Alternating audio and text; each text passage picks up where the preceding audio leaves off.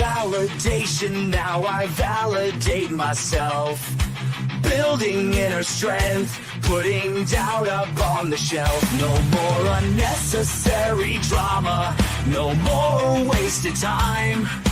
Climbing higher constantly, making my own climb. Standing on higher ground, where excellence is found. My potential knows no bounds. Raising the bar, breaking ground. My network is my net worth. Choose your company wise. Surround yourself with eagles, not with sheep in disguise. Every interaction is a reflection of my brand. Quality over quantity, that's my personal command. Standing on higher ground, where excellence is found. My potential knows no bounds. Raising the bar, breaking ground. Whoa. I'm not just living, I'm manifesting my vision. Cutting through limitations with surgical precision. My expectations are my compass, my respect is my shield. To mediocrity and chaos, I will never yield.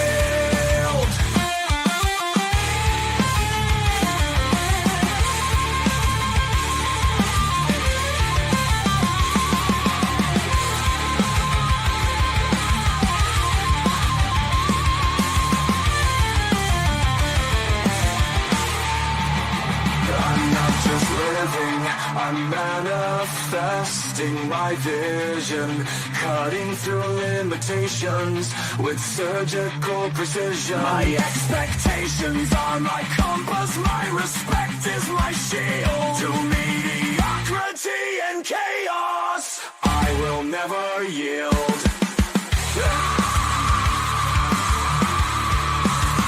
Standing on higher ground, where excellence is found. My potential knows no bounds. Raising the bar, breaking ground.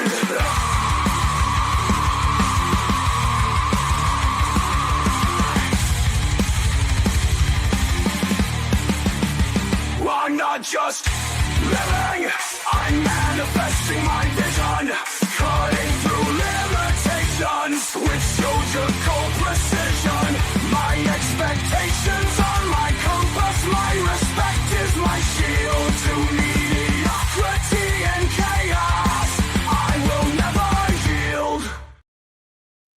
How you doing, ladies and gentlemen? Welcome to This and That. I'm your host, Xander, where we're talking about this, that, and everything in between. Look at that Doppler effect. Man, that sure don't work well with the show. All right. So we're live 7 nights a week, and we tell you guys to follow along. He said, hold on. Just crossed the graduation stage. Congratulations, Stevens. And got all kinds of shout outs from the president of the college and other recognitions. It was incredible. Fantastic. I'm glad to hear it. It is graduation. This is the end of the term. So Friday today marks the last day that most people is going to school for this semester, which means that summer break starts tomorrow. That's fantastic. That's phenomenal. And you just walked out with your associate's degree. So that means that you're getting yours. You're on your way up to that bachelor's degree situation. That's fantastic. So that means you should have been enrolling into fall term now and applying for those grants and scholarships right now so that you're ready for it. And go to orientation and everything like that. And I think orientation is going to start in June, but you might find one in July and get in there because you know how it is with picking classes. Um, we're live 7 nights a week. We do not let the sun rise without going live, but we don't always start on time. We're about an hour late today. And that's why we ask you guys to like, subscribe, hit the notification buttons, and match those reaction buttons, and then go check out the membership. Um, they're still working on the negotiations, but as we start giving you guys cliff notes on a $250 bill, we got something we're going to be talking about on Monday as it relates to how that's going to impact the economy. Uh, Student says full scholarship and already enrolled in class at the new college. Yet full scholarship doesn't change nothing because full scholarships pays for everything that you need. Then you can tap into everything else, all the other financial assistance, subsidized loans, unsubsidized loans. Look at the interest rates on those bad boys and pull that money out anyway. Because even if you don't need it, because the old school mentality has always been don't use what you don't need in college because you don't want to owe a big bill after you graduate from college. But as I've been showing you, that opportunity cost, have your money make more money for you. If you got a full ride scholarship, you still qualify for student loans. If you were to look at those interest rates and look at your brokerage account and look at the return on investment from your brokerage account versus the interest owed on the student loans, if your brokerage account is putting out more, far more than what your student loans asks of you, like student loans should be somewhere between 4 and 7% with the government funded loans. The private loans might be a little bit higher, but the government funded loans that are coming directly from the school are going to be the ones that are going to be more affordable for you, which means that you're likely to be able to get your hands on some 4% or 7% student loans. The brokerage account that you got out of the membership produces about 15%. So that's double. Even after you take 3% out for taxation, you know, you're still profiting like 4 or 5% on your investment, on their investment in you, because they're going to front you the money and defer payments until you graduate from your bachelor's degree. The 6 months after you stop going to school, that's when your first payment is due. So, if you're doing two classes or more, which is 6 credits or more, 2 3 credit classes or more, they're going to defer your student loans. But your student loans are going to be dependent upon whether or not you're full time or part time. Doesn't matter. Whatever they give you, and you take that, you put that into your brokerage account, you capitalize it, and then you push off those payments. Right now, what will happen is you're probably going to be in your 4 year for at least another 4 years because you just did what 2 to 3 years for your associates. You're going to have 150% time left. So even if you have 2 years left for your bachelor's, it's still going to be at least 3 years to get, if not 4 years, to get your bachelor's. Because what they don't tell you is that there are prerequisites and then electives that you have to get in addition to your core classes. Your core classes is a set track plus all the extra stuff that you have to have. Now, one of the recommendations I give to students on a regular basis is that you should do 2 lectures that are hard, especially if you got sciences involved, 2 lecture, 2 lab, and then everything else has got to be easy classes. Okay, so that's going to mean that you're going to be working a lot of electives, communication classes, ethics, philosophy, all of those other classes that are not going to be as stressful as your chemistry, biology, and physics class, right? And then you're going to have a math class in there somewhere. So the lectures are going to be hard. So like two hard lectures, maybe the math class, 2 labs that are going to be super easy, and then one extra class is going to be super easy. You should have about 6 classes, maybe 7. That's it, and that's going to be about 12 to 15 credits a semester. And you keep doing that till you get your and anything over 12 is a full time student, and you're getting full student aid from the school. Now you don't have to do this. I'm just saying if you were to, because even with all the changes in the laws that they made, they're capping students off at 200 grand, but they're allowing you guaranteed, as long as your grades are up and you're going to school, that is the only criteria that they have for you. It's not you got to have a good credit score or anything to that effect. You just got to be a college student and you've got to have good grades. That's it. And you can get those loans. So if I were you, I would get them fuckers and put them into a brokerage account, let it fester. You're already doing buy and holds. Let it fester. Then when you graduate, when they start recalculating how much you owe, that's when you start taking payments out of your brokerage account, putting it directly on your student loans, and now your education was free. And you get to keep the principal. And when you do your taxes, when you claim the money that you're getting on your brokerage account, you also claim the money that you're paying on your student loans, and whatever tax deductions they give you for paying off your student loans will offset profits from your brokerage account, which means that you're not going to be getting taxed as much on your brokerage account. So it's a win-win for you if you do it that way, since you're just not getting in there. He said the platform is not accepting chat for some reason. Now the platform is accepting all kinds of chat. So here's the thing, bud. You came in on the the 16 by 9 platform. YouTube has this thing where they've integrated, but it's not always working. They've integrated the comment section. Steven came in on the For You page for the 9 by 16 from the Shorts Reel. So you're talking, and that's another reason why I put everybody's comment on the screen as I get to them. So don't think I'm going to ignore you, Andy. I got you up here. What happens is that you put a comment in the comment section, and then it pops up on my screen. He puts a comment in a different comment section because it's streaming live on two different sections of YouTube, so it's going to come up on a For You page. Then I got to put y'all's comments up there because y'all can't see each other's comments. I got to put the comments up there so y'all can see what everybody else is saying, and then we can continue the conversation. But no, it's up there because when you came in at the beginning of the show and you gave your shout outs at the top of the show, it was up there on the screen. It was up there on the screen when the show went live. And then like 10 minutes ago, you're like, damn it. And I was like, I know.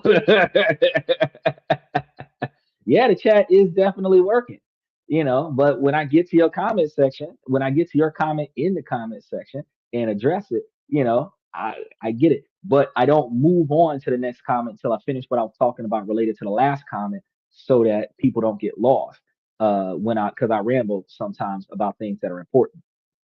Steven said he's starting in the fall. Yeah, I expect you to start in the fall. You better start in the fall because I'm gonna take a semester off. You too old at 36 years old to take a semester off.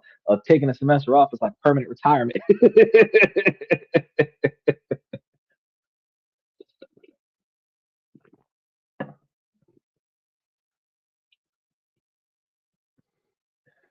You said, "Oh, bro, you can just put the link in the membership. You can just put the graduation live stream in the thing because if you've got it like recorded from when you guys went live and you put it into the thing, then I can click the link. But let me see what I can do for you because you said you want to send it directly to me. We got an email at the bottom of the show on the main platform.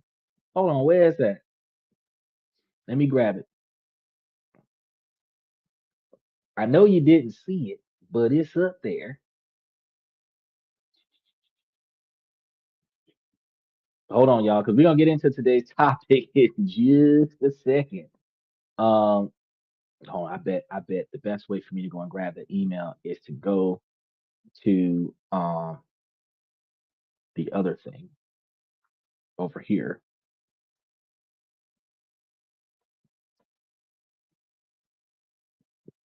Yeah, here it is. So and gotta go to the media kit and then grab it. Cause it's a long behind email. It's one of them ones that it's a long behind email. All right. Hold on. I got it right here.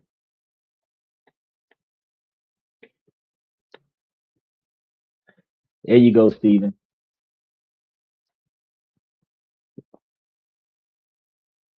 So that's the email right there for you, Steven. If you want to take it down and then send us an email, and then I'll take a look at the graduation. He said YouTube keeps saying chat unavailable. Oh, I don't have nothing to do with that. I saw you put a lot of lives on the schedule for real, bro. I have been building the foundation of what's going to happen for the next 3 months. I've got about 60 of them I'm trying to put up there actually, I got about 100 of them I'm trying to get scheduled over the next 10 days. And I keep slacking off on it because there's so much to do that I'm just like, I'll do some of it later. But some of the more important ones that are coming up right now, I had to get those together. So the I changed Tuesday's topic So, Stephen, you got to hit the notification button for Tuesday's show because I changed Tuesday's topic because we were talking about gold and silver this past week, and I want to talk about the importance of that. Then I posted Monday's show.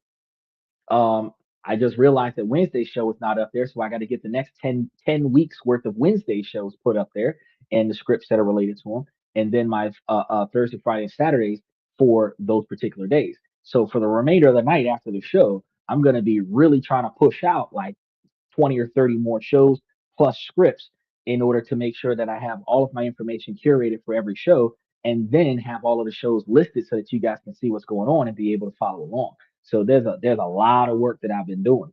But yeah, everything is working the way it's supposed to work. And speaking of, uh, because we're live 7 nights a week, we have a different topic every night of the week. Sundays, we talk about questions and comments from the fans. Monday, Tuesday, and Wednesdays about business and politics, where on Mondays, we talk about how politics negatively impacts your ability to make, save, and invest money. Tuesdays, we talk about different ways to make money, save money, invest money, budget money, different strategies to protect your money, different ways to think about how you make decisions in your life so that you don't waste your money. Then on Wednesdays, we'll talk about different countries around the world to invest your money and potentially live and make more money overseas. And then Thursday, Friday, and Saturday, today being Friday, we talk about personal development, personal improvement, socialization, relationship topics, networking, building your brand.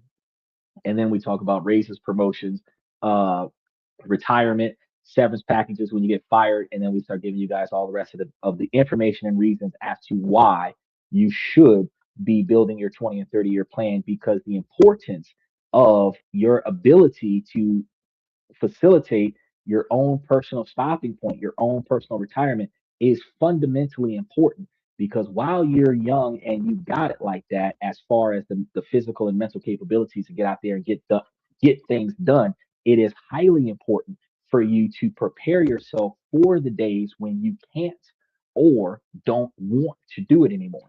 You've got jobs that you started working on when you was young and you love that job just because you had a job. You got jobs when you was middle aged that you love that job because it showed you respect. But you done been on that job long enough where you just don't like certain people. You don't like certain aspects of what you're trying to do. You don't like, oh, that's the thing. There it is. That's I know you're sitting over here wondering, where's the comment section? There it is, y'all. I forgot to turn that on. um Highly interactive podcast. So make sure that y'all like and subscribe and make sure that y'all throw y'all comments into the comment section. But I know that y'all work on a job and y'all be like certain operations that y'all just don't like. There's certain situations that y'all just really don't mesh well with, right? But because you've been there so long, you can't imagine yourself doing anything else anywhere else to make money. But if you build the kind of life where your money is being made without you having to go to work, even if you maintain a stable job, you find yourself in a position where you are now working by choice, not by obligation. When you're working by obligation, you have unresolved resentment for your employer. You have unresolved resentment because you didn't get the raise that you wanted, you didn't get the promotion that you thought you deserved. You can't move up in the company anymore. It doesn't matter why. It doesn't matter if it's something that you did in your work history. It doesn't matter if it's something in your personal life, background, checks that you failed, drug tests that you failed, whatever the case may be. What matters is that right now you want to progress and you can't. And as a result, or it's not that you can't, it's just that they won't let you progress, right? So in that dynamic, you have two choices. You stay where you are because it's a stable income. As long as you show up, you always get paid, or you go try to find something new, which starts volatility in your personal life, right? Because now you got to start over. You have to quit this job, find a new one. It's harder to find a new job now than what it used to be. Then you got to start over where you might have to start over at a lower pay base intro level position because it's easier to qualify for an intro level position than it is to qualify for a middle management position. Then when you get in there, then you got to work your way back up to your previous salary and then work your way past your previous salary to the salary that you were hoping to get. All of that is stressful. So when I teach you guys on the show, in order for you to make, save, and invest money, in order for you to put your money in places where your money is making money for you, you will be able to um, see and navigate other ways to have income coming in. Whether you start up your own thing online where your money is being generated off a computer and you got a second or third side hustle, or if you are reinvesting your money in places where your money is making money for you, you don't have to do nothing but reinvest your money whenever you go back and check your stocks. The dynamic is that you want to make sure that you have an alternative. So if you put enough money away in enough things, like when I was telling Steven at the top of the show, is if you first, all right, man, I appreciate that. I'm going to take a look at that after the show. If you first set it up where your future is going to be successful, then you're capable of, when your future gets here, having better success. So when I was telling him, hey, you got a full ride, that means all your books, all your classes, all your labs, all your extras, everything is covered, right? By the stuff that you're getting from the school, which is fantastic, but you still qualify for student loans. So that means you don't need that money. Now, what the average broke-minded individual would think, if I don't need the student loans, I'm not going to take out student loans. Opportunity cost. Fuck them student loans. Take out 100% of whatever they will give you and put it into the brokerage account and adjust the brokerage account, because I gave you, we got like three or four of them that are running at 20% return on investment right now for the real estate investment trust and the BDCs. And then the rest of them are anywhere between 3% and 15%. And a lot of those are pre-tax, where they're not going to be taxed. You're not going to get taxed on them because the companies pay taxes on it before they gave you the shares. And the rest of the 17 stocks that I gave you for the high octane dividend generating growth stock portfolio that I put into the membership, you could put the majority of your money into the real estate investment trust and then rebalance it into the others. And that way you have the 15 to 18% return on investment on average. But the benefit is that if the school is going to be giving you 4.7% interest, 6.5% interest, 7.1% interest on investment, and you're getting 15 or 16 or 17, even after you pay 3% on 3% of your profits on taxation, you're still making double what the school is asking you to pay back, which gives you the capabilities to do two things. They're going to defer payment. So it doesn't matter if interest is going to occur on this until you get out of college. What matters is that they're going to defer payment until 6 months after you get out of college. So you can keep reinvesting this money back into the portfolio until you get out of college. 3 years of 20% interest, or not 20%. Let's say on average about, let's say after taxes about 12%, right?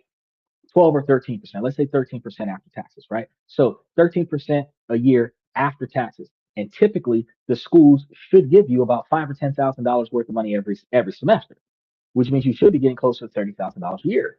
And you're putting away that over the course of 3 years, your undergrad should be upward of 90 grand. Somewhere between 60 and 90 grand, right?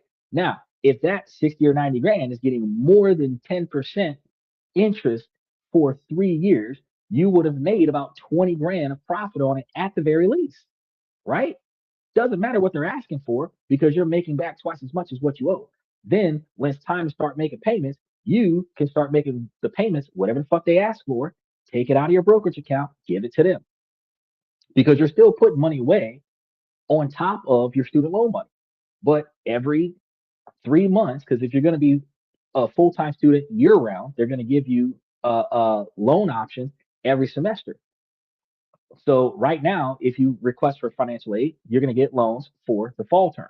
Then in October, you're going to be doing it again for the spring term. Then in February or March, you're going to be doing it again for the summer term. And you're going to do that 3 times a year for 3 years. Then when you graduate, you would have had like 60, 70 grand worth of student debt that would have gotten you like 20, 25 grand worth of profit. Then you start sending the money back to them. Special shout out to Jolin. Greetings. Um, then you start sending the money back to the school. And when you start sending the money back to the school, at that point, you done already made more money back than what you started with. So by the time, so now you're making payments to the school and you splitting your money. You're gonna give them something, put some money in your pocket. He says these. See, you just still messing with your numbers, bro. It is messing with the numbers hard, because as it stands right now, there is several hundred people rolling in here at a time, and the numbers are getting so jacked up to the magnitude that my man up here a moment ago, Unc Andy 47 couldn't even access the comment section for a minute, because it kept saying comment section is unavailable. Then they're turning around from time to time, not notifying people that we're actually live when it says live all over the top of my damn screen. right? Steven told me once before that the go live or the show live thing wasn't showing on us.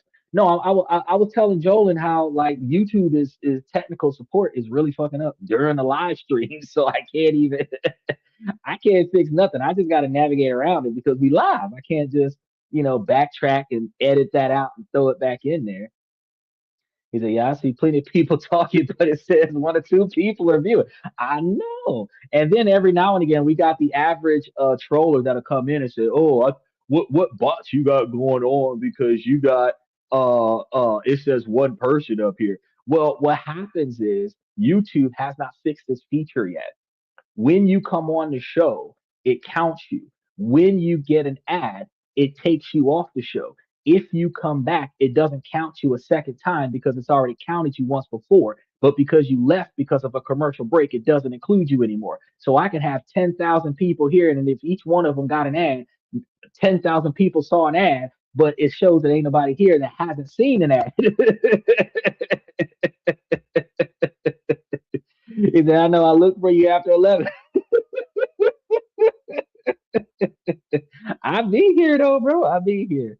And meanwhile, there are thousands of people supposedly viewing somebody that is running around with a toilet seat on their head. Oh, oh, that's dirty. Well, you know what's funny about that, Joel? I'm here talking about ways for you to make, save, and invest money. I'm here not just trying to give you like, oh, I'm gonna make you the best person, buy my product. No, I'm telling you, hey, you can fix your life by taking common knowledge information that most people don't know about and utilizing it. Nobody wants that. The largest majority of my channel is men, middle-aged men that actually are tired of the way things used to be, whatever's going on in their life that used to suck that they did not have a solution for. And I've been putting up solutions every day for the shit that they've been going through. And they're like, damn, I didn't think of that. And they're applying some of these solutions to their day to day operations and they're improving themselves. So out of 89, or what is it, what, 80, 81,000 people I got on the show, that about 60% of them are men. So we're talking about upward of about 50, 55,000 men on this channel that are middle aged men over the age of 30 that are here because they want to be here to learn different ways to improve themselves. They want to learn different ways to save and invest money. They want to learn different ways to have a stress-free life. More than half of social media is women.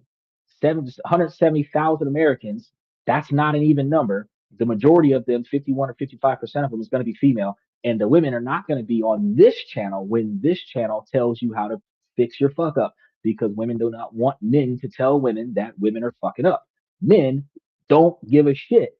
If you tell me that I'm fucking up, let me stop fucking up because if you know a better way for me to get this shit done, please tell me because this shit has not been fun for the last 15 years. So for dudes, a dude would be like, yeah, he got a point.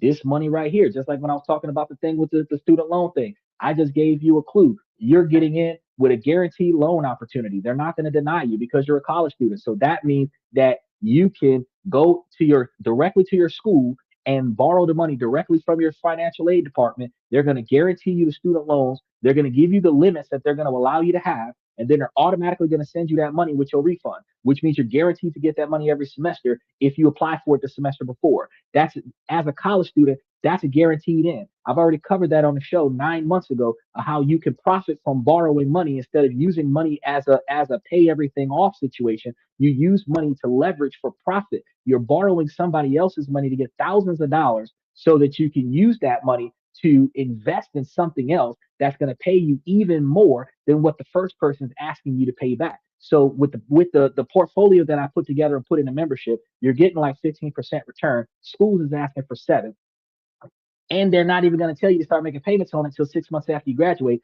Dude just finished his associates today, which means he's starting the fall term of his 4 year in August, which means he's going to be in college for 3 more years, at least 3 more years, if not 4 more years. He's got a guaranteed 3 to 4 more years of taking money from the school at $10,000 at the very least, because they're going to give you around $3,000 to $5,000 a semester. Well, no, actually, they're going to give you closer to $10,000 a semester. But at the very least, they're going to give you $3,000 to $5,000 a semester if you got a full ride, right?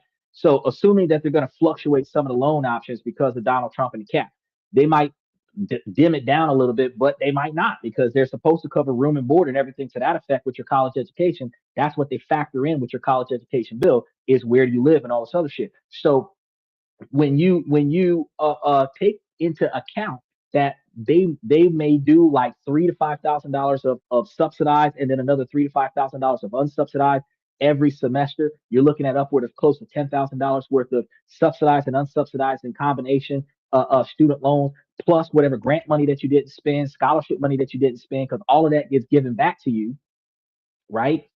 So that means that you're likely going to be pocketing in a refund from your school $10,000 a semester, $20,000 for the fall and the spring, and if you do the summer, another $10,000. That's $30,000 a year. And if you compound that over the course of 4 years, is $120,000. Donald Trump said you're capped at $200,000. So that 120 grand over the course of 4 years, you would be making a shit ton of money because if you're getting 15% interest off of that, you're getting $15,000 off of every $100,000 that you put into the brokerage account, right? And the school is going to start asking you for like a $500 a month payout 6 months after you graduate. Your brokerage account should be by that time, if you're getting paid 15, 17, $18,000, $20,000, you should be making $500 or $700 a month coming back on your brokerage account, which means that you're 100% of the money on your brokerage account can pay for your student loan money, which also means that when you file your taxes, that's a 100% tax write-off.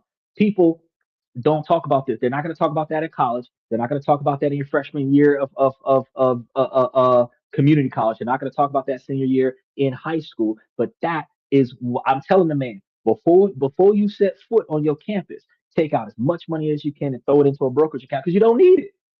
You don't need it. Nobody thinks about these things. If I would have knew that when I was getting the $70,000 worth of money from my college, I would still have that $70,000 sitting in a brokerage account, making money, make money for me. Shit. Jolin said, "Yeah, I've been saving cash. Uh, less wants, more needs. That's what I'm trying to tell you." There are so many nonsense channels out there. You are a breath of fresh air, intellectual conversation, critical thoughts, and finance. Bro, it is so hard to be a breath of fresh air. If I would have been a hot chick with some cleavage, we would be viral right now. But unfortunately, nobody wants to see a well dressed man in a suit talking about how to stop having to struggle with money outside of the people who are tired of struggling with money. So while I am a breath of fresh air, I am a gem, the diamond in the rough. I am the one of the most undervalued podcasts on social media, period, to the magnitude that it is hard for people to find me because of all of the guidelines with YouTube and everything with the restrictions and shit like that. That I end up in the restricted only section. So you got to turn off the restricted only section to find me. And then then sometimes I come back and start becoming public again. I don't know. It is what it is. But the value is that if you find me, if you like and subscribe, you find me, you will see me up there talking to you guys about every day about ways to make yourselves not have to struggle no more. He said, I missed the boat on that idea. But that's what I'm trying to tell you. I missed the boat on that idea too. And that's why every time somebody talks to me about college, I will take 10 minutes out of my show and I will tell them exactly about that because you're not going to, if you're going to college now, no matter how far along you are, if you start doing it now, you can start making you some profits. You can start making some profits because that's guaranteed money. Matter of fact, get you some student credit cards too. Guaranteed money. Some people are going to say, oh, don't stack up a bunch of credit cards. Fuck that shit. It is a guaranteed approval. Every hit on your credit score is a guaranteed yes. People who are not in college have to ask for money and hope for the best. People who are not in college have to ask for a line of credit and hope for the best. Because you are a college student, they're not going to give you a $25,000 American Express card, but they'll definitely give you a $300 to $500 student Visa card, which will give you guaranteed lines of credit. If you're trying to build your credit as a middle-aged man in college, that is the best way to do it. Borrow against the stone with your student loans, which are not going to be held against you for other shit. Get you lines of credit that are not going to give a shit about anything other than you got a job and you're going to school and you got good grades. They're going to give you a credit card. Even if it's $300 or $500 from each one of the companies that gives you a student credit card, get that student credit card. Because if you can get 5 or 10 student credit cards from 5 or 10 different financial institutions, you now got almost $10,000 worth of, or $5,000 worth of credit cards from having 10 $500 credit cards. And then if you already got $3 to $5,000 worth of credit, you just doubled your credit limit, which reduces your credit utilization. You don't have to use those cards, but it will benefit your credit score. And if you keep them for the remainder of your education, because as a student, those lines of credit are going to be no fees. They're not going to have annual membership fees. They're not going to have usage charges. It's just don't fuck it up and hold on to them. And it will boost your credit score. Any secure credit card that you have acquired, any credit builder credit card that you have acquired that puts you in a position where after you cross over a certain credit score, they will give you your money back or increase your line of credit. When you start doubling down on your credit cards because you're a college student, you will put yourself in a position where you can get to that 720 credit score real quick from 645. And then all you got to do is just keep it low, right? And that keeps you in a fantastic position, right? All of that to say, that wasn't what today's show was about. Today was about not paying on the first date, but the magnitude about the fact that this show is so beneficial to the people who want it, to the people who need it. But like Stephen, I mean, like Joel was saying, that if everybody watching your boy run around with a toilet seat on his head, uh, and that's what's going viral right now because the average American wants entertainment. They want to laugh at somebody making an ass of themselves. They want to um you know, be aroused by the girls that are posing and dancing and some of the other countries that have the women topless and all this other stuff. They want to be driven by the conflict that's on the, which is one of the reasons why the gender wars, the red pill, blue pill, black pill podcast are always viral because it's triggering. Women are triggered by the things that men say. Men are triggered by the things that women say, and it keeps the algorithms flowing. So those things go viral. But hey, how do you not fuck your life up, or how do you stop fucking up your life? That show doesn't get as much traffic as everybody else's show. And that's one of the reasons why when I said Joe Biden back in the day was misguided by banning TikTok, because he believed that TikTok's content was corrupting the American people, because in Asia, their content is more educational. In America, our users are not looking for educational content. That's the whole reason why the Spurs won, by the way. Man, special shout out to the Spurs. I had the scores on my phone and I had turned them off before the podcast came on because it kept pinging on the phone. I actually have a lot of the sports teams giving me updates every day, and I have to turn them off because they keep bing, bing, bing every time somebody makes a point. So special shout out to the Spurs. But yeah, it's a wild situation to see that Americans, we look for chaos, we look for desire, we look for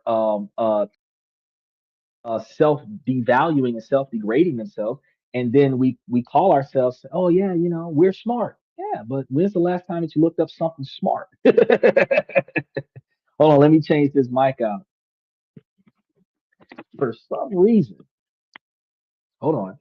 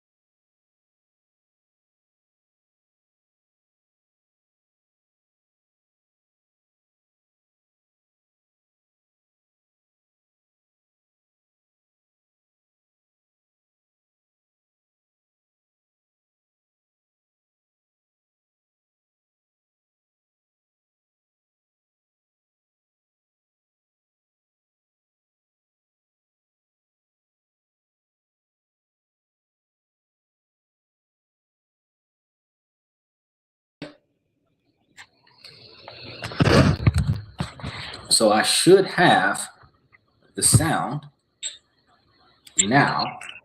Let me know if you can hear me.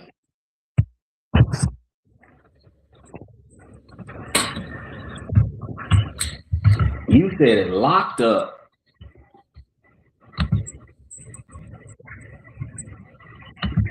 He said it locked up. Yeah, I had to get it to work the way I wanted it to work, man. This situation, this is why I'm trying to tell you that YouTube is getting on my damn nerves sometimes. But no worries. Backup plan. So hold on, let me see if I can adjust the volume on this. Oh wait, hold on. Let me go to the other guy. There we go. Edit mic. There we go. Uh-oh, let me turn this down and then turn the mic up. Right.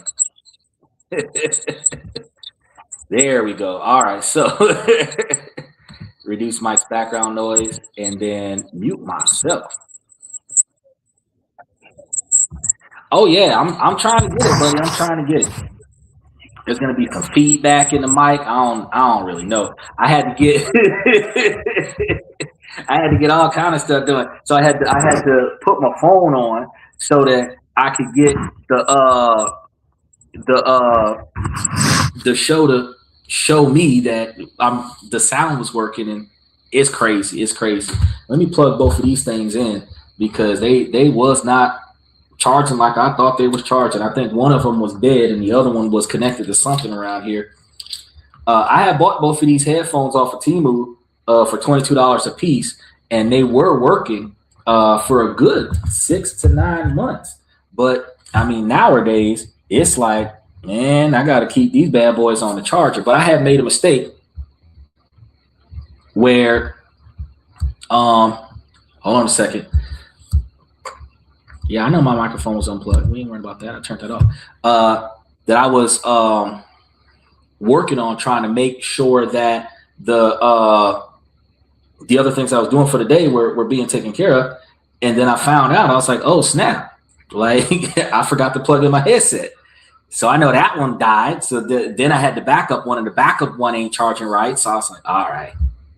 You said it sounds cool. I really appreciate it because I was sitting over here listening in the background trying to see, like, did the sound work? Did the sound work? I got an S23 Ultra. The microphone is over here off to the side. So now I got better sound. There's always a backup plan. Where there's a will, there's a way. Now, what we were supposed to be talking about today, after we were talking about all of that other stuff, Unc said, I had just found you as a happy accident. Hey, I like being the happy accident. But today, what we were supposed to be talking about, the first dates. Yes, that's right. Not paying for the first date and why it is important not to do this, right? That's what we're supposed to be talking about today. So I know that you guys have heard, and that today might be another 3-hour show. Because I got as much information today as I had yesterday, and we spent the first hour talking about something that wasn't that, not paying, right? So I know that you guys have heard that advice, right? It may have been whispered between you and a couple friends or shouted from some controversial online website, you know, somebody's YouTube podcast. Y'all heard me talking about how you didn't have to do it because of the financial aspects of fintech that allows for you to cover the bill away from the table. He said, no cuckoo. Well, no, that's not the thing. So here we're about to get into that because that's what that's going to be the controversial aspect of it, is because as soon as somebody says that you should not have to pay for the first date, that's when the females are going to throw up and say, oh, well, you don't get none of the nookie, you know, we don't get the clap cheeks because we didn't pay for the bill. But that is a transactional scenario where society started with men back in the late 80s, early 90s that tied, because we used to have charisma. We used to have one-liners. We used to have what was called charisma back in the day. And now they're calling it rizzing.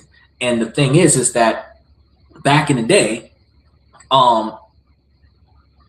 we used to be able to be witty. We used to be able to be charming. We used to be able to perform actions without having to utilize capital gains in order to win over the woman by intriguing her intellect, by wowing her with our personality and our characteristics.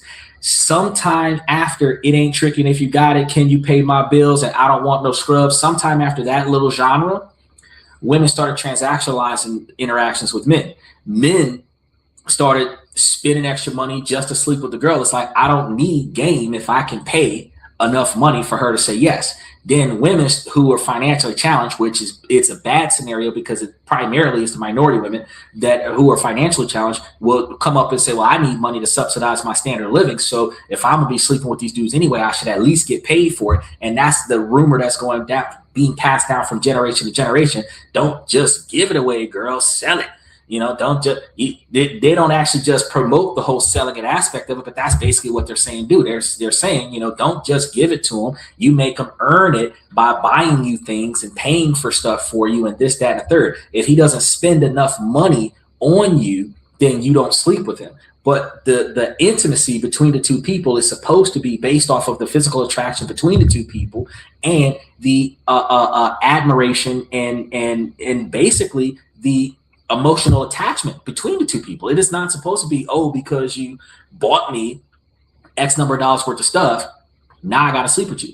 That actually became a problem. And we're going to be talking about that later on in the show, because then women, the chivalry got killed because society transactionalized what used to be the generosity of men, which was mutual respect for women that they did not have to date. So holding doors open, offering to pick up the heavy TV, pushing their car out of the road, umbrellas, standing between women in traffic, getting wet, stopping the woman's purse from being snatched by a robber, and all the stuff that men would put themselves on the line for a woman just because she was a woman, that was a societal expectation for men, is now stigmatized, because if a guy opens a door for a woman, that's because he wants to look up her skirt. If a guy is offering to do something for a woman, that's because he wants to get laid. If a guy tries to help her out in any way, that's because he wants to get laid. So women will turn down the chivalry from a man because she doesn't want to have to reciprocate with sex. But women are not taught by other women or anyone else in the society of their value outside of sex, that they can contribute in reciprocation for somebody lifting something that's too heavy for them to lift, right? So he said capital gains game versus just game. Exactly. So it's become a capital gains game, and that's why for the last 30 or 40 years, men have been, well, actually not the last 30 or 40 years, because when I was under the age of 20, I didn't have to pay for shit. Actually, I think up until about 27, I didn't have to pay for anything. You know, I would pay for myself. I would show up. But then after I got into college, that's when I wasn't being smart. And that's when I was able to take people out on a collective, because I had it like that, right? It's a dumb move. But I had 13 people in my entourage, and I was the only dude in the group. And I would go places, but they were only going because I was paying, right? So people think, oh, he's a pimp because he's got 13 hot chicks walking with him. No, these 13 bitches is hungry, and all of them is riding with me in an SUV. And now I got to protect all 13 of them and shit, dying like a fucking grown-ass babysitter with a bunch of grown-ass women and shit. No, it wasn't fun at all. I mean, it looked good from the outside looking in, but it was tedious. Each one of them had independent needs that had absolutely nothing to do with the fact that I was spending money to make sure that they ass wasn't hungry, right? So it's not a smart thing, but men don't pay attention to that till they're in their middle ages, right? So that's why I tell you guys, like the stigma behind it is sex for money, sex for gifts, sex for entertainment. So a guy takes her out and spends enough money on her. And it's not like the complicated design of the structure of the date is what earns the intimacy. It is the dollar value of the date. So now I don't have to be creative. I just have to save up enough money to be impressive, right? So she's impressed by my money, my assets, my resources, not my character or my personality, right? I can stay with him if he continues to pay for this, right? But if I can no longer afford to pay for that, she's out the door because I wasn't what she wanted. I just had the lifestyle that she didn't want to have to pay for. So we got to pay attention to these things, right? So let's be honest. Your first reaction is probably going to cringe a little bit when we start talking about this. You know, you might have dismissed it as a cheap, outdated, or just plain insulting narrative. It sounds like a rule designed to save a few bucks at the expense of kindness and good manners, and in some situations, transactionalized as you too broke to pay for the sex that you're going to get from the girl if you take her out on a date. But what if the people who truly get this rule aren't trying to save money at all? What if they are using it as one of the most powerful filters in the modern dating world? Okay. A strategy to set a sidestep of awkwardness, to avoid transactional relationships, and to find a real lasting connection. This isn't about being cheap. It's about being valued for who you are, not for what you can buy. It's about setting a standard from the very first hello that your connection will be built on chemistry and conversation, not a financial transaction. Okay. Now, today, finally, we're going to tear down the controversial phrase and rebuild it from the ground up. I'm going to show you guys how it really means to, and what it really means to understand the psychology of why this works. And then we're going to give you the exact words to suggest incredible, fun, and impressive, free, or in some situations, low-cost dates that will make someone more attracted to you, not less attractive. So I want you guys to stick around. Make sure you like and subscribe as we go through this. Mash those reaction buttons as you resonate with the information, because this is the conversation about dating and money that you've been needing to hear for an excessively long time. He said, here's a rebuilt phrase. I don't do no tricking and I got it. I don't do no tricking and I got it. Well, from the mindset of the wealthy, the dynamic is this, is that the I can't afford it phrase comes from not that I don't have enough money to afford it, but I do not have any money available to invest in that because that brings no financial value to me, right? But that's not what we're talking about right now. We're talking about how to change the dynamic so that people find more value in you as well as you find value in them, because that's one of the things that the good men struggle with, because in society, the bad women's behavior is justified by bad women coining situations with bad men. But the good men who are looking for good women are overlooked and overruled by the bad women who believe that because they have been mistreated by bad men, that the good men should be mistreated by bad women because the bad men did the good women something that led the good women to become bad, I guess. I don't know. But the dynamic is that if from the perspective of the woman has a good man, the observation is that she will get everything that she wants from him within reason. And the problem is that in a negotiation, it is only fair if both parties get everything they're looking for, or they reasonably get what they wanted out of the deal, or at worst, they both reasonably are disappointed at not getting enough or having to give up too much of what they didn't want to give up, but they still got what they were expecting to get. Both parties are supposed to be equally satisfied or equally dissatisfied with the arrangement in order for it to be a fair and balanced arrangement. If only one person is benefiting from the arrangement, then it is not beneficial for both sides, meaning that it is not a good deal. In relationships, the women get everything that they're looking for in order to stay present and produce the sex, under the excuse that they are responsible for the childbearing. And this is coming out of the mouths of women who are abortion driven, Plan B, contraceptives, O-rings, all this other stuff to prevent from being mothers, right?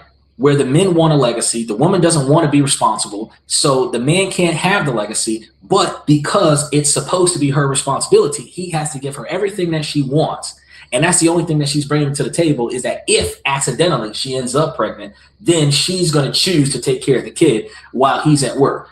So that the lack of value today comes from the assumption that in the future she might bring value, but for the entire time that you're dating her, from the first date until the day she starts bringing her value to the table, you are investing in a future behavior pattern that is not being expressed today. And that is not beneficial for men, which is one of the reasons why I tell guys, look, since we're the ones that's got to pay from the time we meet her until the day we die, if she doesn't leave us in a divorce, we're financially investing in her for the rest of our lives. We need to make sure that we get what we're looking for going in. Because no employer would hire you and not know that you're going to be a good worker. If you're not going to be a good worker, they're not going to keep you on their schedule for fucking 20 years. You got 90 days to show me what your fucking value is, or your ass is fired, right?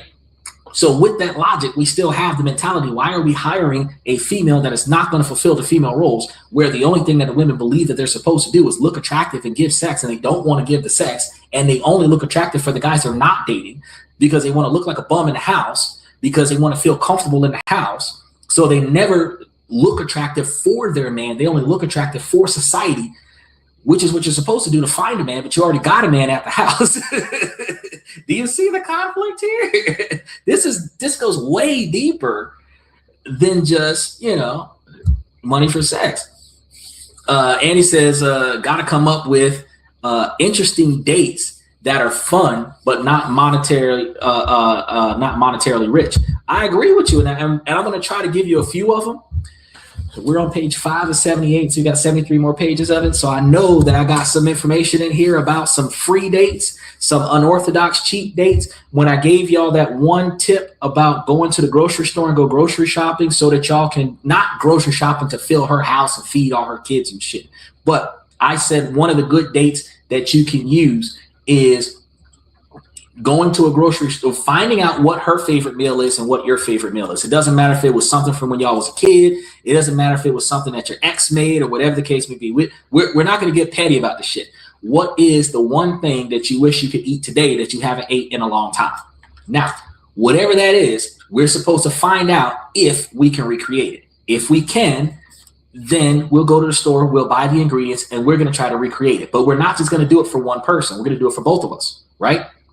So within reason, what is it that you wish you could eat today that you have not had in a while? Something that brings back fond memories, something that you resonate with from a good time. By doing that, if I give you one, like for example, I grew up, my mama used to make German chocolate cake. Nobody has made me a German chocolate cake since my mom died, right? So first female that knows how to braid hair and bake cakes, she is in there, bro. That's my hair look like Don King because I ain't got a female braid my scalp down. But if she could braid hair and make a German chocolate cake, she is in there, bro. The only thing that'll give her an A++ is if she threw some gumbo down on top of that shit. You know what I'm saying? So it's stuff like that where it's just, and that's just food. It's like you ain't even gotta fucking clean the house, bit. All you gotta do is to cook 2 different kinds of food, break the scalp down, and take your ass to bed. And this man will cook and clean and everything else because it's like shit. This is the shit that I was looking for, right? Simple shit. Men are simple. But the dynamic is, you said convert information gathering. This is exactly what we're going to be doing. This is going to be information gathering. This is covert information gathering because you're going to tell me what this is, what your favorite meal is. You're going to tell me why you value it so much, the history behind it. So there's going to be either a romantic story about your ex when times was good. It's going to be a fond memory of your mom or your dad or your grandma, your brother, your sister, your cousin, whatever. Somebody who either you haven't seen in a long time or somebody who passed away that you no longer have access to them anymore, which means you no longer have access to their recipe anymore. And that's going to be a bonding moment. So that's the first reason why this is beneficial, because you can use that as the icebreaker to, can I get your number? I don't really give a fuck about your number. I just wonder, well, what's your favorite meal? Maybe we can cook that together. Boom. Well, my meal is this. Well, why do you like that? Such and such happened, blah, blah, blah. Okay, cool. Then I'm going to give you another story. Such and such happened, blah, blah, blah. Okay, cool. Now, this is the thing. You've got something. I've got something. So we either have 2 entrees, we have 1 entree, 1 appetizer, or we have 1 entree and 1 dessert, or in some situations, 2 desserts, right? Now, we go to the store, we get the ingredients. We should be able to work together as a team to collect all of the ingredients for both recipes to the best of our abilities. Because some things aren't in stores where we're shopping at, but we can try to get as much of it as possible. If we're planning the date in the future where we're talking about it today and we're going to pick up the stuff like for next week's date or something like that, you might actually even be able to order some of the ingredients and get it shipped in so that by the time the ingredient, because Walmart.com fucking ship everything within 72 hours. So some of the stuff that you have to go and get, like the raw meats and everything like that, you got to go directly to the store and get it so it don't spoil. But some of the other things that can be ordered that's not sold in stores, y'all can get that shipped in special. And by the time y'all go to your date, y'all got what y'all need. Y'all decide whose house you're going to go to. Who's got the most pots and pans and plates? That's how you decide whose house you cook at. Whose house got the most pots, pans, and plates? Whose house got the functioning stove? Whose house got the functioning oven? That's it. That's how you decide the landmark, right? This is covert information gathering right here. Now, you go to the grocery store, you pick up the groceries. When you get to the register, how do y'all handle money together? Because if she's looking at you to pay, she's not offering to pay. She's not offering to pay for some of it. She's just looking at you like you got it. You're not going to even ask her. If she's not going to try to put something down on this shit, then you already know that she's going to expect you to pay for everything. It's telling you everything. The rule of thumb is whoever pays keeps the leftovers. So y'all going to cook all of the ingredients. Whatever's left over, whoever paid for the most shit gets to keep it. So if she offers to pay for half, then the half that she pays for, you leave those leftovers at her house. If she doesn't offer to pay, you're not going to say shit. You just swipe the card like, fuck it, I got it. It is. And then take all of the leftovers home with you because I paid for it all. She's going to get one plate of food. I get to keep the rest. And that means that the rest of the leftovers is something that I get to enjoy for the next week to 2 weeks for eating out of my fridge, which makes up for the fact that I spent all that money on it. So that is going to be why this is going to be a good deal for you because you're not losing out on any money. If you spent $300 on groceries and y'all cook enough food to last you for 2 or 3 weeks between the two of y'all, and then you take all the leftovers home, then,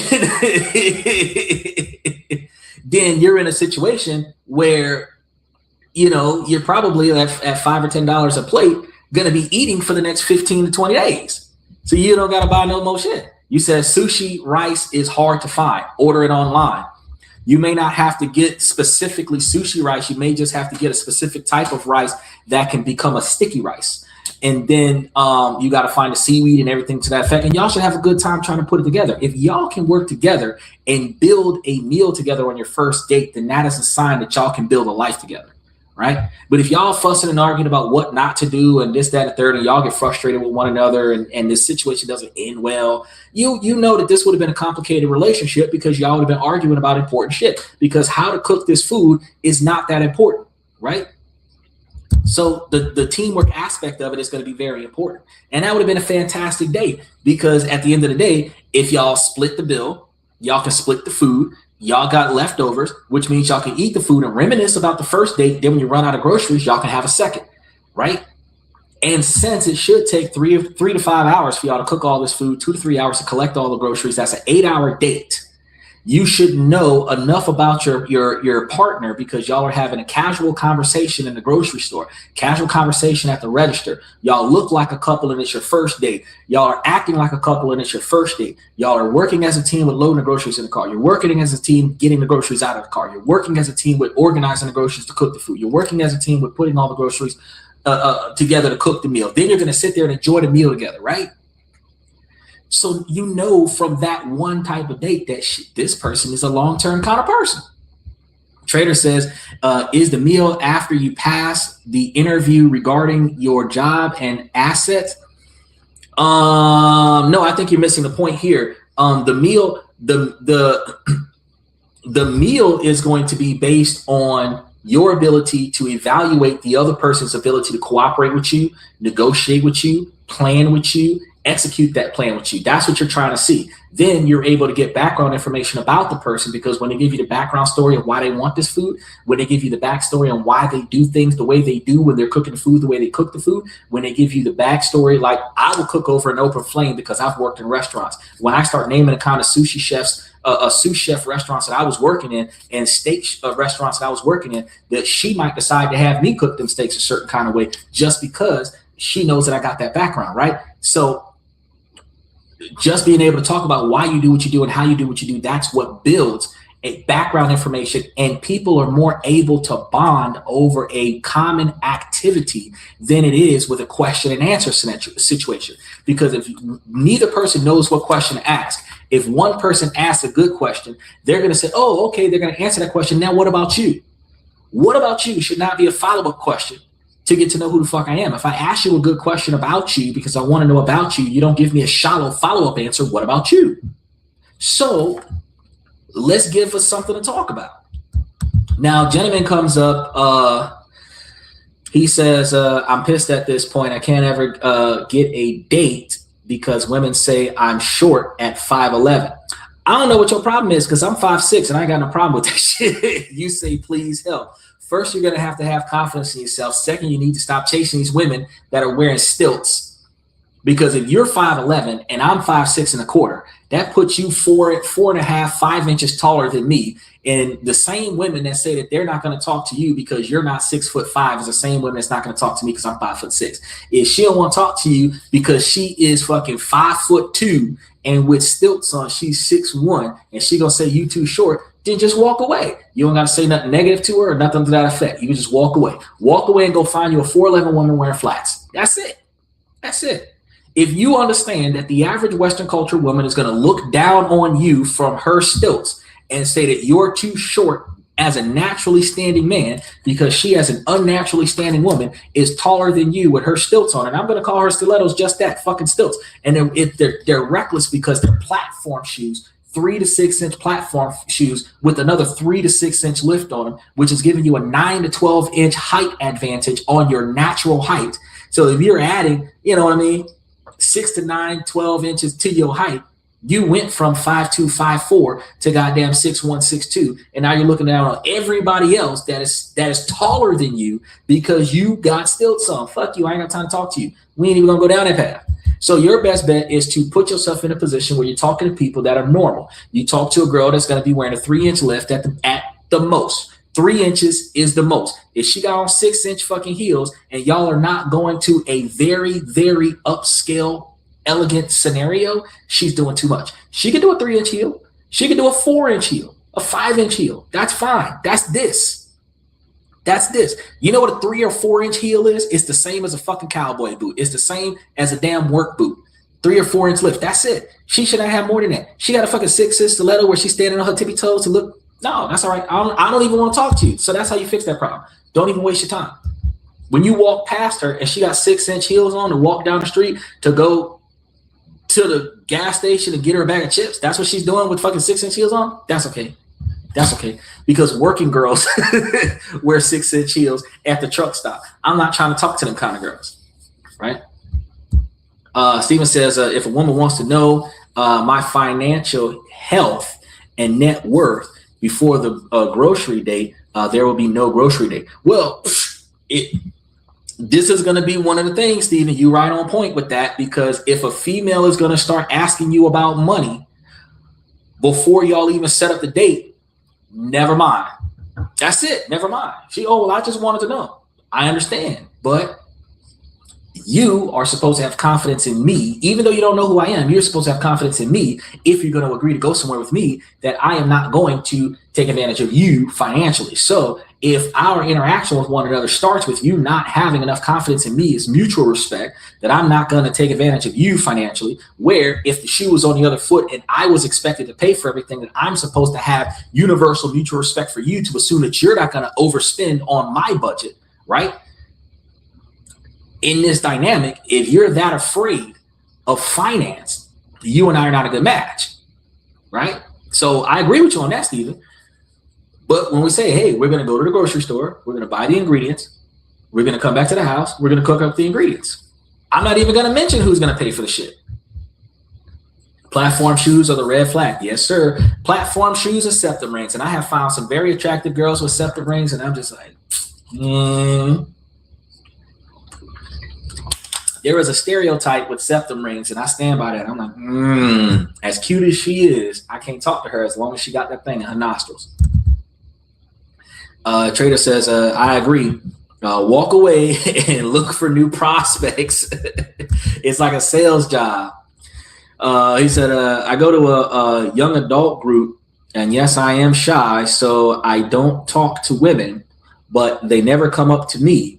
Do most men have to initiate the first convo? A lot of women expect that to happen, and since men are, unless you are showing off a bunch of money, a lot of the low financial status women are not going to come up and talk to you by default. So unless you are, I gave you guys a couple of episodes about how to dress. And if you guys are carrying yourself one step above the rest, where you stand out in a more sophisticated professional manner with your posture, your stance, and your confidence, then they will come up and find out who you are, because you are a different man than all the other men in the room, right? You're not overly gaudy, you're not overly flashy, but you do have a different level of sophistication than the other men in the room, and they will want to come over and find out who you are from the novelty of it. But the issue is from that is that novelty may not turn into a permanent scenario. So you have to understand that when you are just standing there waiting for them to come talk to you, you might go out 52 times out of the year and have a woman approach you twice out of the year, right? And one of those two women will work at the establishment just to see if you need a refill, right? Now, Western culture puts the priority on men to approach women, which I think is inappropriate, because with the way women devalue and degrade and humiliate and misanderize towards men, that since women have such a negative opinion of men, it should be the woman's priority to approach men the way they do in the Philippines, because the dynamic is going to be the same in the Philippines, is that the woman approaches the man, the woman pays for the first handful of dates. When the woman and man commit to one another, the man takes over the financial responsibilities. The woman performs the feminine roles. She's got 5 degrees. She's got all these different languages. She works on her own company, but she still comes back and takes good care of her man, because her man's going to put his life on the line to protect her. Her man's going to make sure that the shit's right at the house. She's going to make sure the shit's right at the house, right? But Western culture women believe that they don't need any responsibility because they got a fucking job. And they're going to respect their boss, who is a man, more than they respect their boyfriend or their husband, which makes no sense.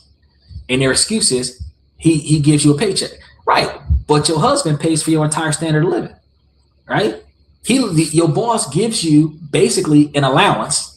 Your husband allows you to keep that allowance, don't pay for absolutely nothing else. You take care of yourself and he takes care of you. You do nothing for him. And that's the way life is supposed to be. So at the end of the day, I would tell you, if you're going to walk up to a woman, your goal is not to walk up to a woman with the intent to take her on a date. Your goal is to walk up to women with the intent to find out who she is, get to know her a little bit. Maybe decide if you want a second interaction with this person. Not a date, a second interaction. Because a second interaction is, hey, are you going to be here next week? When I come back, we can talk. That's it. I don't need your fucking number. If we frequent the same place every week on the same day, then I will meet you here next week and then we can talk. Now, I got my second follow-up meeting with her. I did not have to break the ice with begging for her number. If she wants my number, she will ask me for it. But if she's willing to come here knowing that I'm going to be here next time, because I'm going to be here regardless, then we have an unofficial date. So that's how you deal with that. He said, I just feel like they're going to get weirded out when I talk to them. I hate being a male. This sounds so weird, but I would rather be a girl right now if I could. A lot of the men that don't have the masculine upbringing that they needed, with 82% of broken homes being raised exclusively by women that hated men and didn't want men in their lives, in the children's lives. A lot of men have that same perspective, but you have to understand that whether you're a girl or a dude, if you're dating chicks Women are going to have the exact same experience that men have when they date women. There are more breakups in a female-female relationship than what there are in a female-male relationship. And there's more breakups in a male-female relationship than what there is in a male-male relationship, because there's less conflict between men, because men can negotiate and work things out. So, oh man, I'm about to get deep dive into the topic. So whenever you have time, you can always go back and see the rest of the show, because after it's live, it's going to be a post live show. So you'll be able to see the rest of it, because I haven't gotten to the meat and potatoes of it. But I was talking about some of the things that you guys have brought up on the way through. But once we get to the heart of the story, you're going to be like, damn, he got way more shit going on. I do. Like I said, we're only 5 pages into a 78 page discussion. So I got a whole another hour and a half to 2 hours worth of stuff to talk about here. So you can always come back and watch it later when you got more time. Is that I'll hit the replay for the rest. Exactly. And it'll be here. It'll always be here. Trader said, I would love to do a TV show where tall women reject Xander, but then chase him because he steps out and he gets into a brand new Ferrari. Well, see, that's going to be the thing. I would be the worst person for a bait car scenario, because I will be stepping out of a 20-year-old Cadillac or a 20-year-old Chrysler 300 or a 30-year-old Toyota or a 25-year-old. If I'm going to have I might do like a Audi from like 97 with the standard shift, or a Mustang from 69 or something like that. If I don't see myself buying a Ferrari, and the reason why I don't see myself buying a Ferrari is because Ferraris are a waste of money. Right now they're selling Bentleys for $12,000 and $17,000 for 2012 Bentleys, which is like 20-year-old cars that only got like 80,000 miles on them or something to that effect, mint condition, because they're very rarely used. But while that's a good buy to get, at the same time, the insurance is going to be higher on that son bitch. The maintenance is going to be higher on that son bitch. In a low-income neighborhood, riding around in Bentleys, the police is going to be targeting you like it's a drug-funded car, stuff to that effect. So there are pluses and minuses to getting luxury cars. You do not want to have a loud financial standard of living. You want to have a quiet, discreet standard of living. So while it might feel good for you to have a $12,000 Bentley that you bought cash up front, it would be societally more effective for you and your agenda to get you a common car that might cost $5,000 or $10,000, where nobody looks at you because they think you've got money. Because if I pulled up in a Ferrari, everybody would think I have money. If I pulled up in a Camry, nobody would think I have money, right?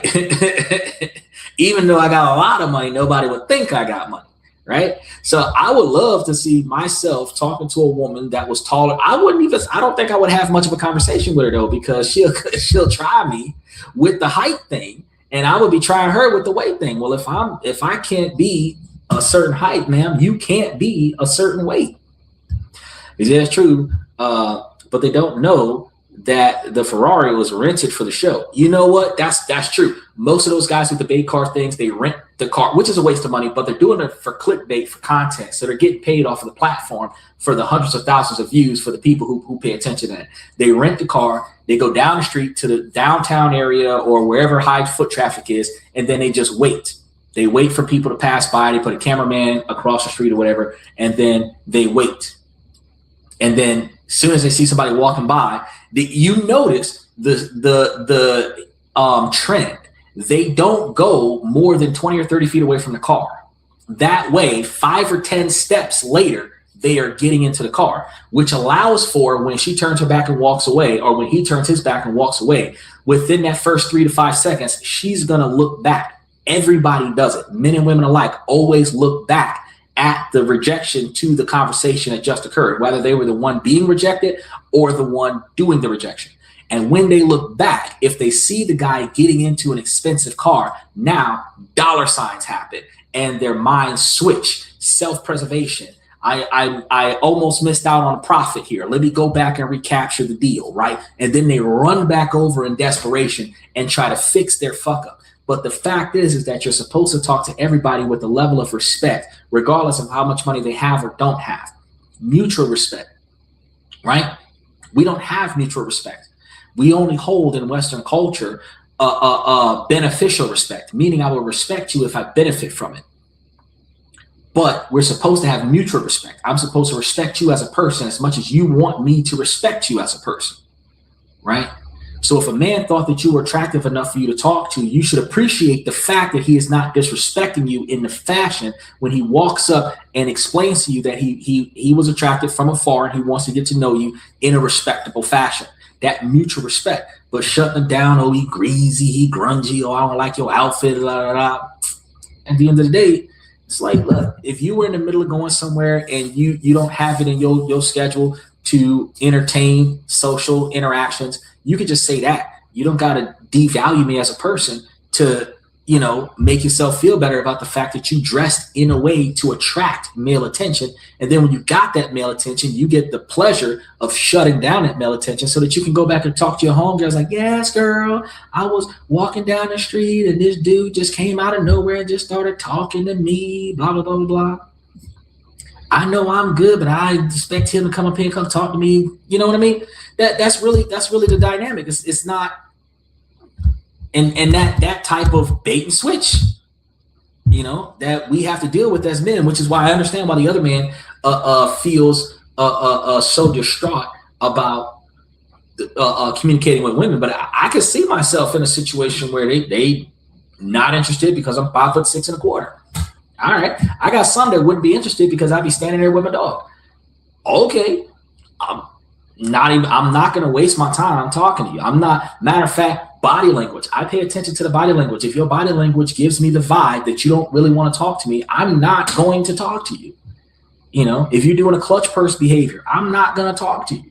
You know, if I thought I wanted to talk to you, I'm not going to talk to you now. If you're trying to dodge me, I'm not going to try to engage you. I'm not going to deliberately get in your way so that you and I can communicate. So if I'm trying to walk in your direction and you're trying to walk away from me, that's okay. I'm not about to head you off at the beaten path and be like, hey, no, let's talk. No, fuck that shit. You don't want to talk, bitch. I don't want to talk to you either.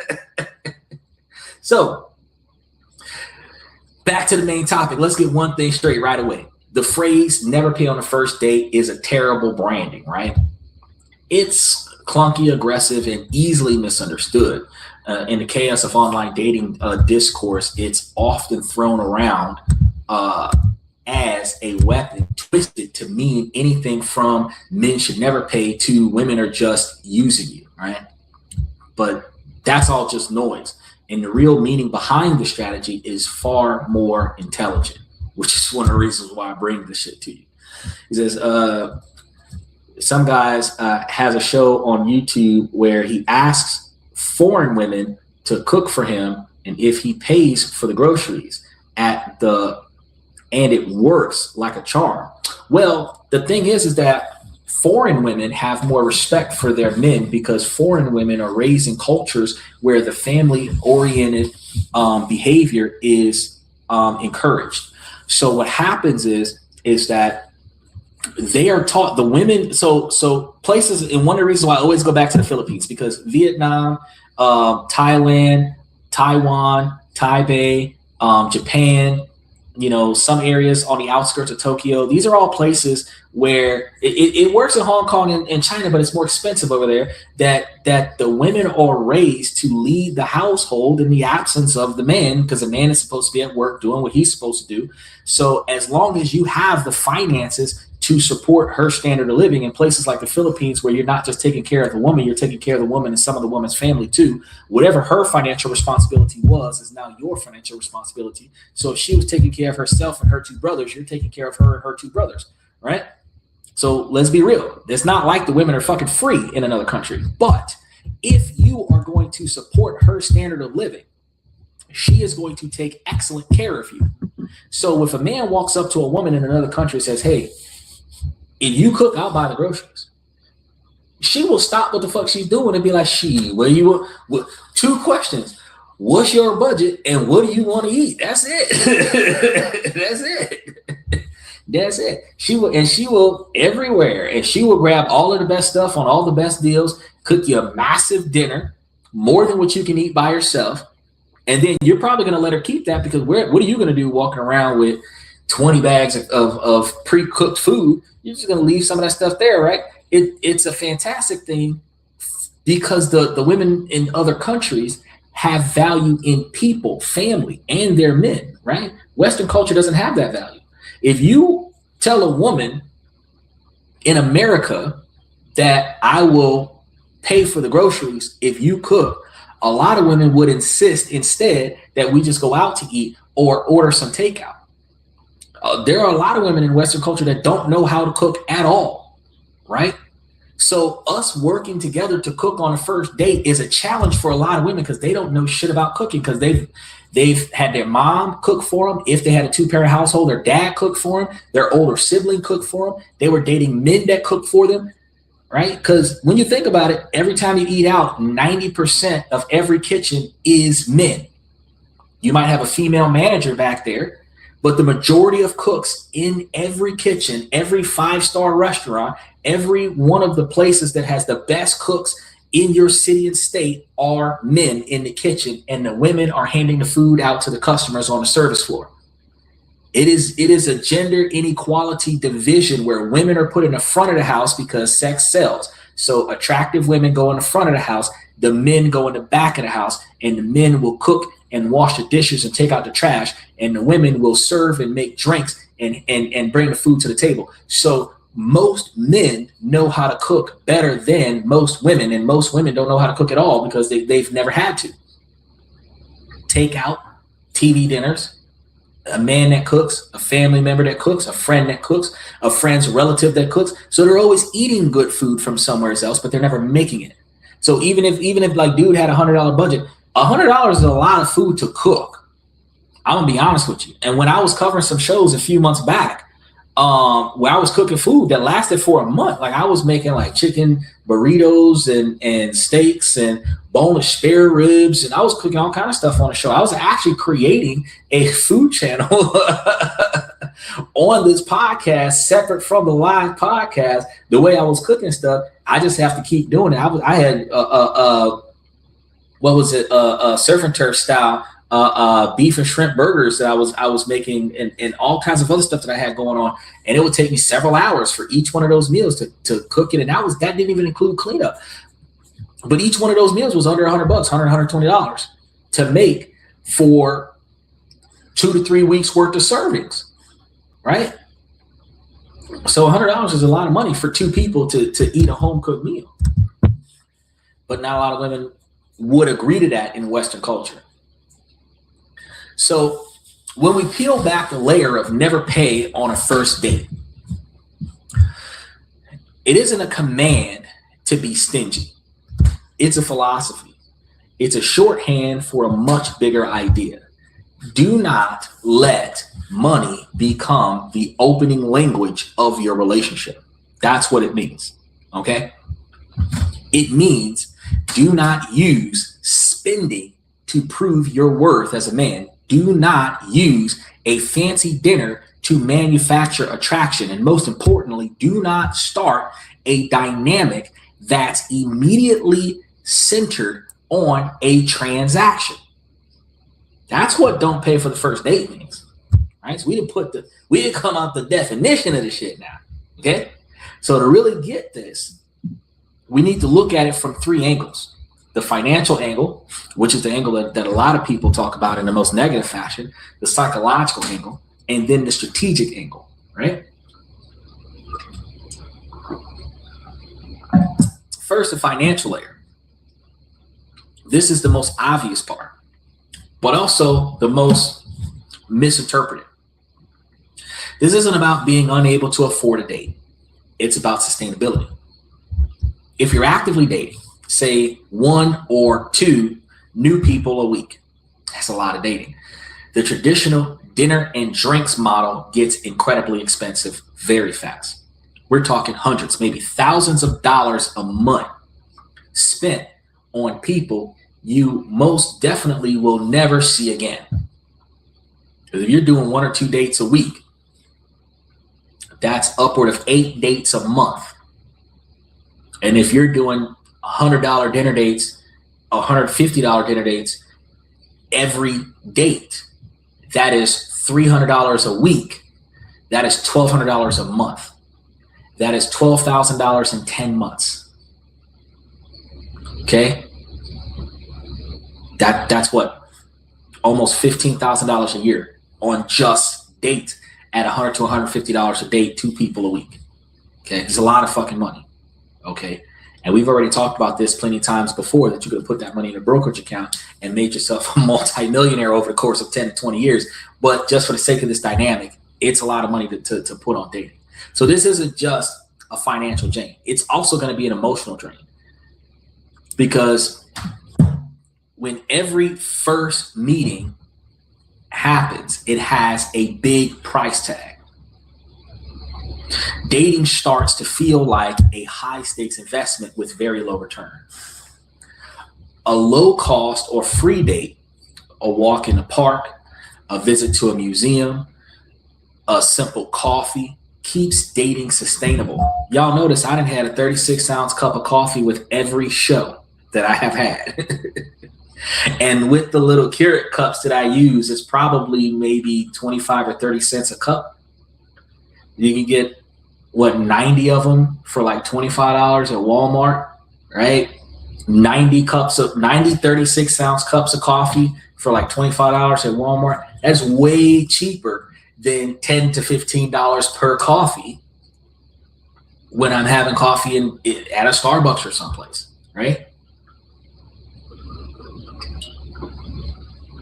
90 cups of coffee at $10 a cup is $900 instead of like $25 or $30 for 90 cups of coffee. You got to understand the difference, the sustainability. It's going to allow you to meet more people without your dating life becoming a source of a financial stress. Next, and way more importantly, is the psychological layer. He said those cups are too rich for my brother. I brew out an old school coffee pot. Bro, I have not created the video for this coffee pot, bro. I've got a coffee pot right now that does the froth thing. So I can, and the reason why I haven't done it yet is because I haven't put the motivation to do this. I was supposed to stop by the store, pick me up a little bit of Kahlua, grab me some of the ingredients, almost like the ingredients to make a White Russian. Because you can do Bailey's Irish cream, that'll work too. But you put it in the thing, you froth it, it foams it up, and then pours the coffee into it. It mixes everything up. The coffee pot mixes everything up. I have never had a coffee pot that mixes the ingredients in the cup while it mixed the coffee. And I was like, fuck yeah, $40 on Temu, right? And the only reason why I bought it is because my previous Keurig coffee pot broke. And the only reason why I had that one was because my ex left it behind. And I have family members that got an old school coffee pot with the coffee filters in it. They ran out of filters, and I was like, "Shit, you can peel the lid off of a Keurig coffee cup, and you can pour the." So, like, if you get the jug of Folgers Crystals or whatever, you know how you got the little scoop? You can take that scoop. You can take your pre-used Keurig coffee filter, right, and take the lid off of it. Rinse it out, pour the thing on there, pour some coffee in there. You can even take you a little bit of aluminum foil and wrap it around there, put it back in that bitch, reuse it, and make you some damn coffee, bro. I was using all the Folgers Crystals. I was using all of the Colombian coffee in the house. I was just coffee. So when I got a coffee machine that can froth my shit like a Starbucks coffee, bro, I was like, yes, it was money well spent. So, and it was twice as much as replacing the one that broke with the exact same model at Walmart for $22. But I spent $44 on this one to get shipped in from China, where it mixes my coffee and the ingredients in it for me. So I was like, yeah, that's what I'm talking about. It's a dating budget of $12,000 a month. Sounds a little bit excessive. You would think so. But imagine this, though. We're talking about the average. There's 2 types of dates that people use as a go-to dating recommendation when they're not being creative. We're going to go out for drinks, which is usually 2 drinks an hour per person. And if we're going to be there for 3 or 4 hours, it might be 6 or 8 drinks per person, which is somewhere between 12 and 16 drinks for the date. Okay. Now, that's if we're going out drinking, we're going dancing to the bar. It's going to be about 6 to 8 drinks, right? But so depending on where you're going and depending on the prices of the drinks, because if they're going to get regular single liquor drinks, because it's alcohol, it might be $5 or $8 a glass. If it's beers, it might be $2.50 a bottle, right? $2, maybe $3 a bottle. So let's go off of $3 a bottle. If each person has 8, that's almost 20. It's like 16. It's almost 20. So you're looking at $360 at $3 a bottle. Well, no, you're looking at $3 a bottle, 3 times 16 is like $36. $36 for the beer. Okay, that's just the beer, right? But most people get hungry, right? Now, before we start factoring in the food, let's take into consideration that if you're doing single malt liquors or whatever, you're going to be bought mid-shelf, probably bottom shelf alcohols, probably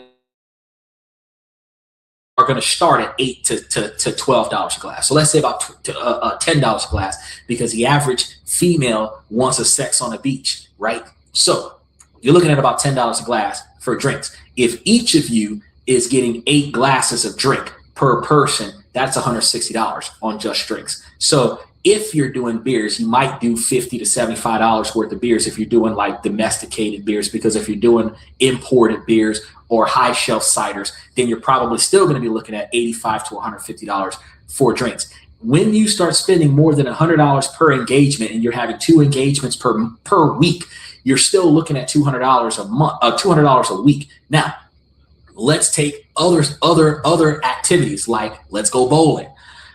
If we're going bowling twice a week, it's probably about $85 to go bowling. You're looking at like $40, $50 for the lane, $20 a person for the shoes. And we're talking about all night, like the $45 for all night bowling, but we're still paying $20 per person for shoes, plus the food if we're going to eat and drink there.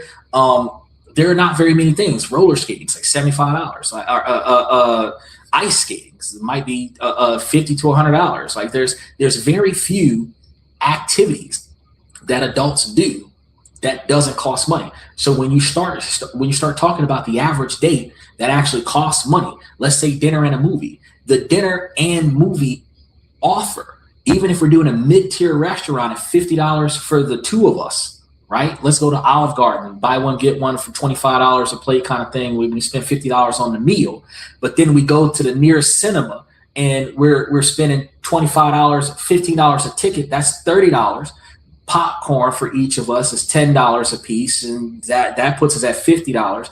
And if we get us a drink for each of us, you know what I mean? We're looking at probably $50 to $75. So between the dinner, that on its cheapest scenario might be $50, followed by the movie, where we're still going to get popcorn and some drinks and stuff to snack on, right? We're still going to be spending almost $50 to $75 at the movie. Together is $125. So if you do dinner and movies twice a week, different people, you're still spending almost $300, $250 to $300 a week, which is still putting you at upward to $1,000 to $1,200 a month to actively date. Special shout out to OG Kicks. It's crazy. The money adds up while you're having a good time. People don't notice this because the women don't have to pay unless they're going to offer to do half, and the men might get laid, and they're only focused on, does she like me enough for me to get laid tonight? So they don't care how much money it costs until they start looking at how much money they don't have left. I don't want her to think I'm a broke ass dude. I got to wire some money here and do this and do that and cover the spread and blah, blah, blah, blah. And then after the date, as long as the date went well, I want to see her again. Let me get my money together so that I can take her out on another date. But there's never a scenario where we're like, bro, this is fucking waste of money. It's not about her. It's about the activity. That is a waste of money. We're not coming up with better ways to do this, right? So yeah, it's really excessive, but that's what we do. It's $1,200 a month on average. So if you're only going out on a date once a month, or if you're only going out once a month, or not once a month, but if you're only going out once a week, you're going to go out 1 or 2 days off, and you're going to set yourself a limit and say, well, I'm only going to spend like $50 to $75 when I go out, right? that still means that at bare minimum, you're spending $50 a week, which is $200 a month, which is $2,000 a year. Just leave the house. And then if you're going to pay for a second person, you know what I mean? You're going to double that. So that's $4,000. You know what I mean? It just costs you a lot of money.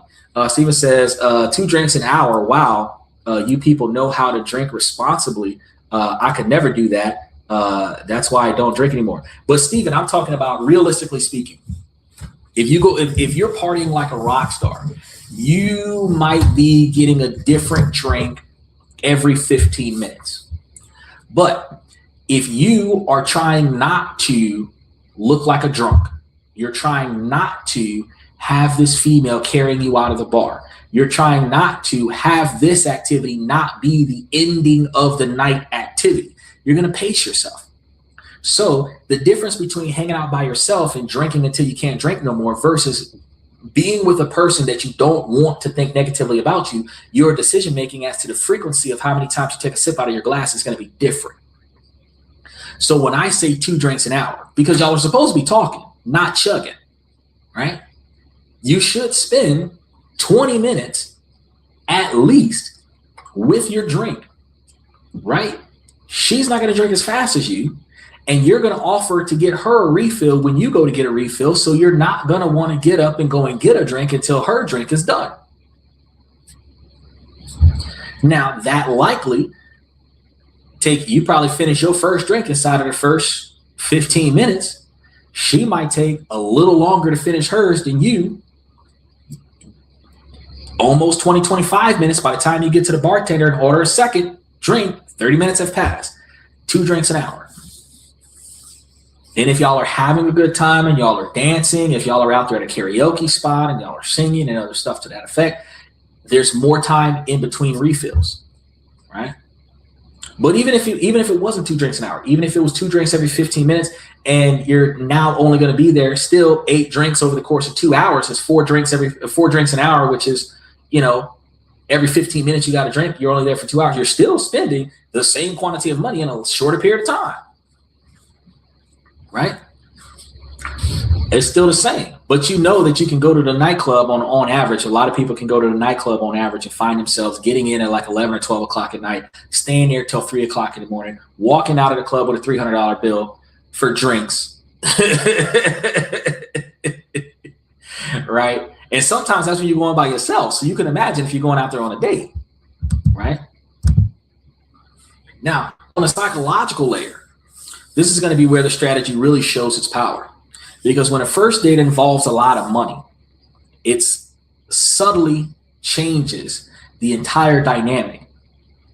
The main question of the date shifts from curiosity, which is, do we connect?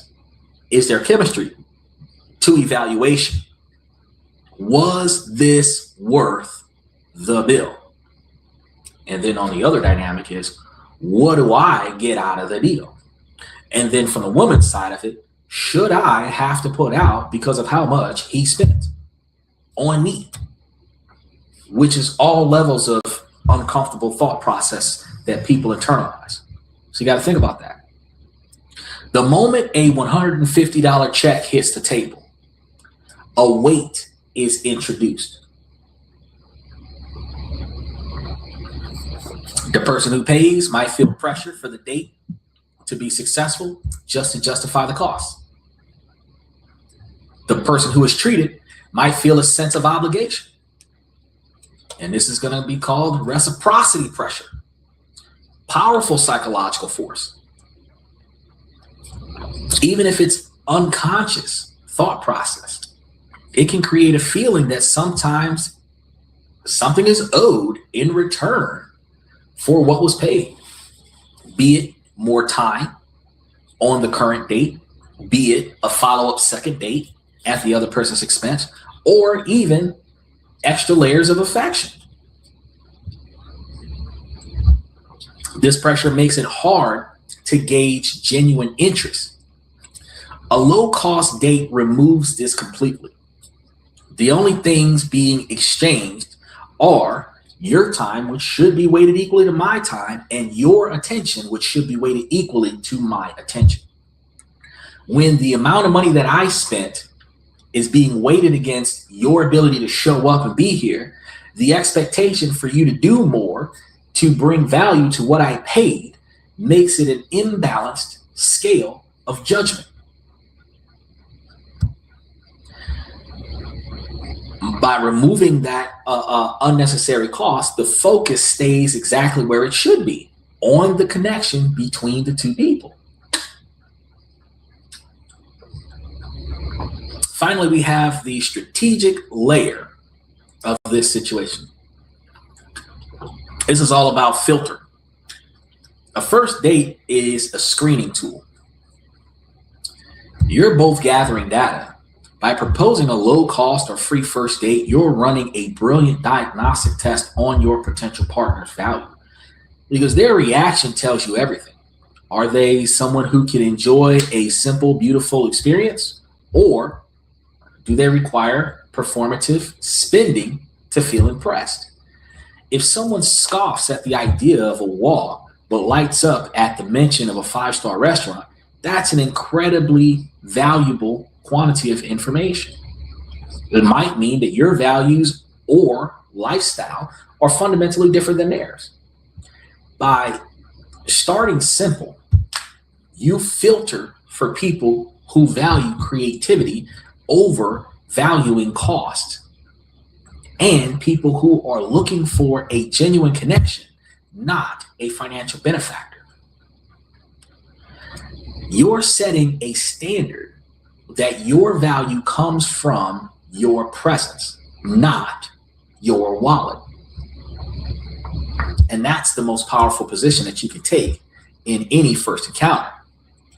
So if a low cost first date is so logical, why is the question of who pays still one of the most heated topics in modern dating? And why does a simple piece of paper at the end of the meal trigger so much anxiety and resentment? It's because a check is never just a check. It's loaded with cultural baggage, conflicting social rules, and personal meanings. So we can't agree on who should pay because we can't agree on what paying actually means for the date. First, you have the traditionalist.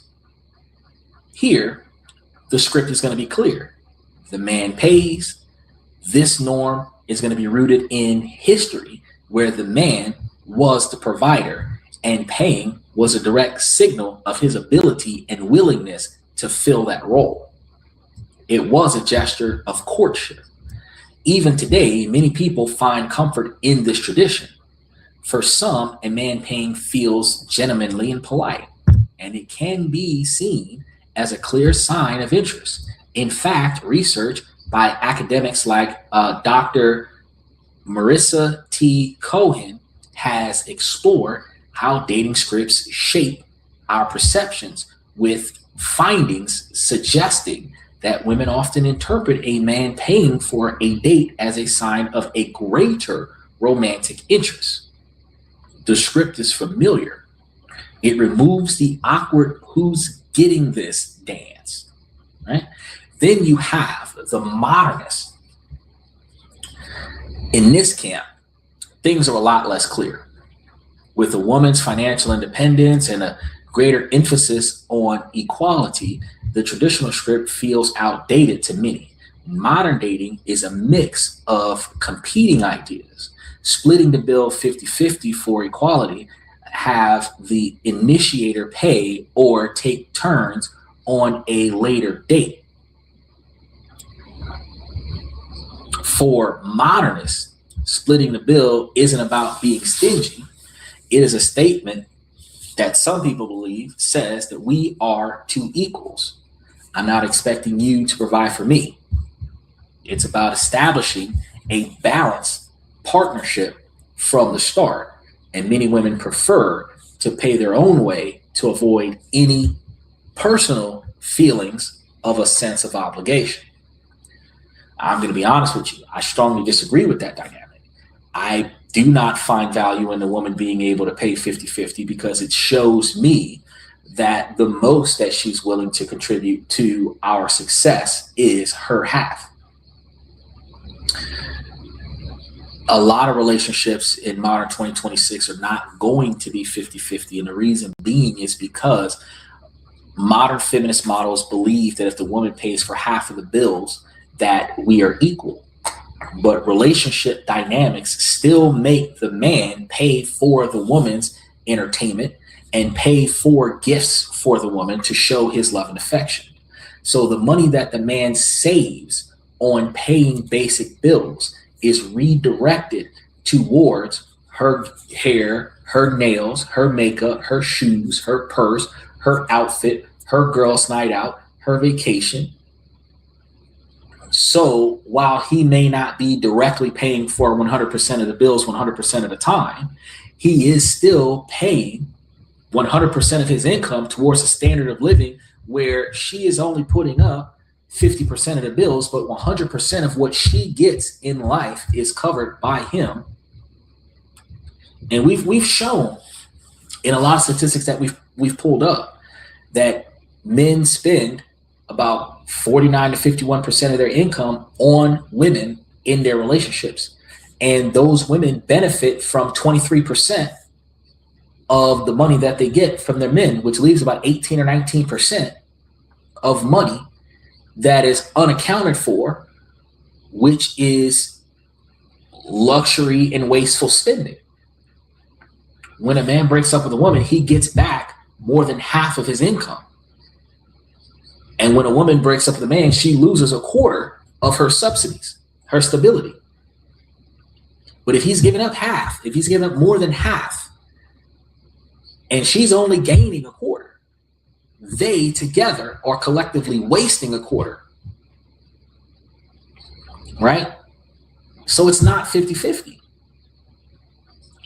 Because if she's putting up her 50%, right, and he's reimbursing her that by doing nice things for her, he's still paying for all of it and a little extra.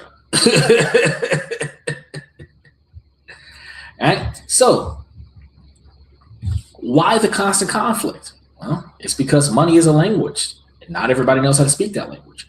And we're all speaking in different dialects of the same language. One person sees paying as generosity. Another sees it as a display of power. One person sees splitting the bill as equality. Another person sees it as a lack of interest. And I'm one of those people.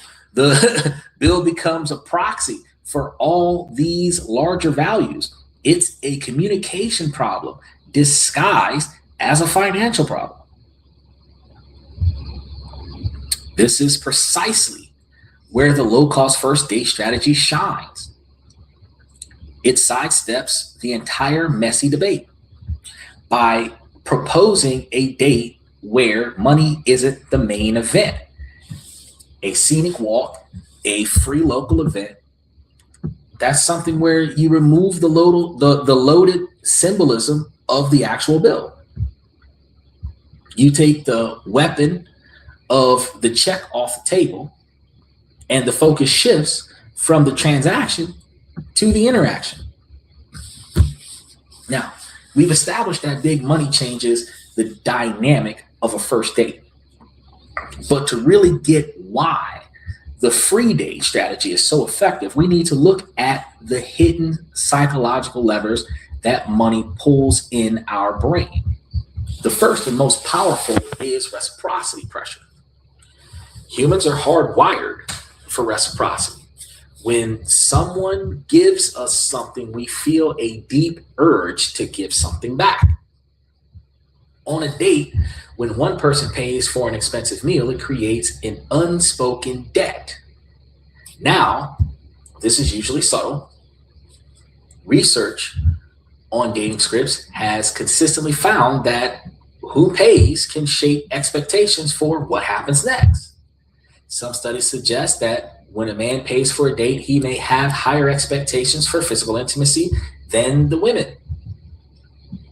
This creates a psychological imbalance.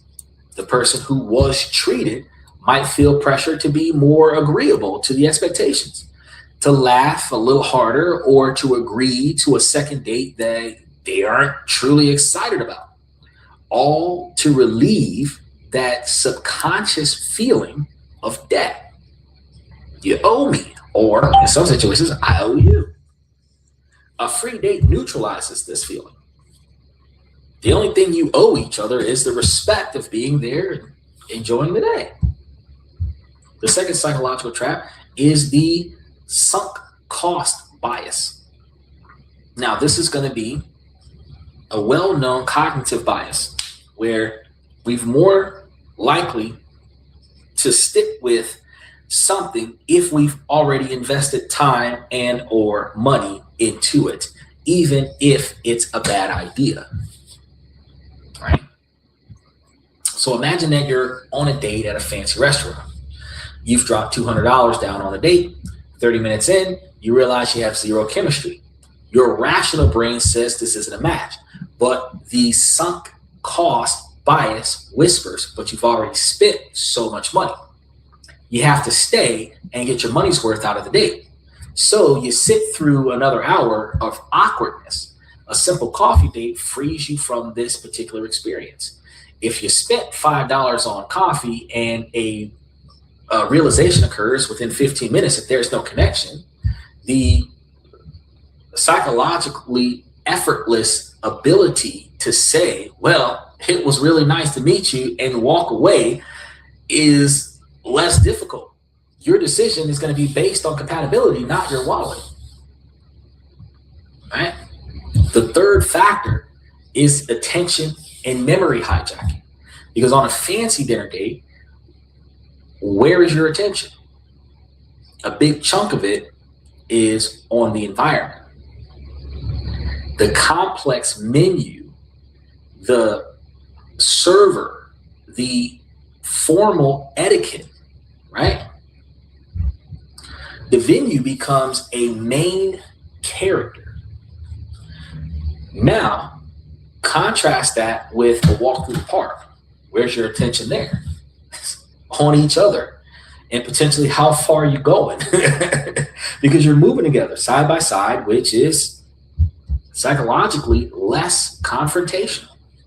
You're observing the world together, creating shared experiences. Look at that weird dog. Did you hear that musician? You know, these spontaneous moments are the building blocks of real connection. The environment becomes a catalyst for conversation, not a distraction from the conversation. All right. But we're getting deep into the psychological aspects of this here. And I'm really curious, for those of you that are still with us, I want to know what's your take on it. Have you ever felt that reciprocity pressure or sunk cost bias on your dates? That feeling that you had to stay just because the money was spent. Or you had a reservation, so you got to finish the date, right? I want to know how you felt about that. What was your story? And put those into the comments for me. I'm going to read every single one of them. And if you're finding these breakdowns very valuable, make sure that you hit that subscription button. Make sure you like the show, master reaction buttons, because we're about to get into the practical scripts and strategies that you guys were asking about a couple of hours ago. So we got the theory. Now, let's talk brass tacks. Let's frame this not as a defense against being used for a meal, but as a proactive power move to improve your dating life. Okay. So a low cost first date gives you 4 huge advantages. The first advantage is going to be that it's the ultimate filter. A first date is an assessment. You're gathering data. An expensive dinner is a terrible interview setting because it encourages performance. People put on their fancy dinner persona, which can mask incompatibility. A low-cost date is like a real-world test. It reveals so much more. Can this person co-create a fun conversation, or do they need a venue to entertain them. Their reaction to a simple date idea gives you a direct insight into their values. It helps you find someone who is interested in you, not in your lifestyle. You can also observe whether or not they are expecting you to temporarily provide this lifestyle. Now, this is the single most effective way to weed out transactional people early. This is how you get rid of the gold diggers. This is how you get rid of the people that are only there for the fancy car and the expensive house, right? Advantage number 2 is going to be the financial sustainability and risk reduction. This might sound like a cheap argument, but it's pure logic. Finding a great partner is going to be always, especially for men, a numbers game. I've told you guys the statistics of advertisement. Out of 100% of the people that sees your advertisement, 5% of people are going to react to it. Out of the 5% of people that react to it, less than half of them are going to react favorably, which ultimately means that 2.5% of all people that sees your advertisement will react favorably. Now, for each positive action and response requires another calculation. So out of 100% of the people that sees your ad, 2.5% are going to click on it. Out of the 100% of the people that click on it, 2.5% of it is going to communicate. Out of 100% of the people that communicate, 2.5% are going to want to go on a date. Out of 100% of the people that go on a date, 2.5% are going to want to go on a follow-up date. When you look at each, that's 4 different steps to get to the second date.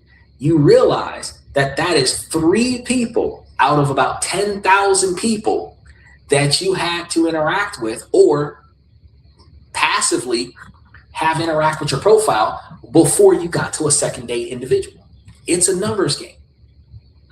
So when we start talking about ritualistically going out on dates with different people, let's say that you go on a first date once a week.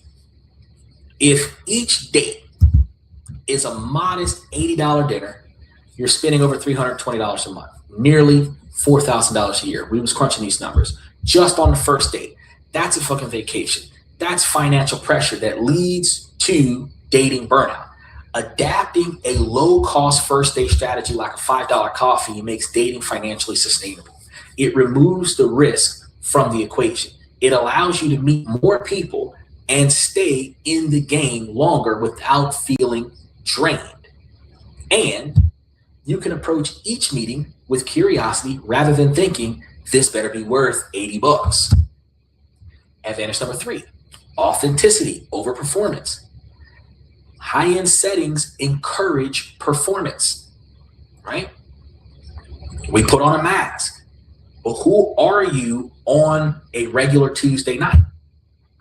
When you got fucking stilettos on, you shaved your legs, waxed them, polished them, then you put on some stockings to cover them, and then you got the long, oh, for God, you got a long dress, because a lot of the times you got the mini skirt on where the butt cheeks is hanging out in the back, your crotches are showing in the front, you got the halter top showing, the belly button sticking out with the belly button ring sticking out, and you're thinking, oh, I'm cute, right? All of that doesn't change the fact that you normally at the house would have been sweat, slippers, socks, and a long tee with a stain on it from 15 years ago with your hair all over your head and a bonnet is the normal you. Me taking you to the high-end restaurant is not going to get who you are on a regular Tuesday.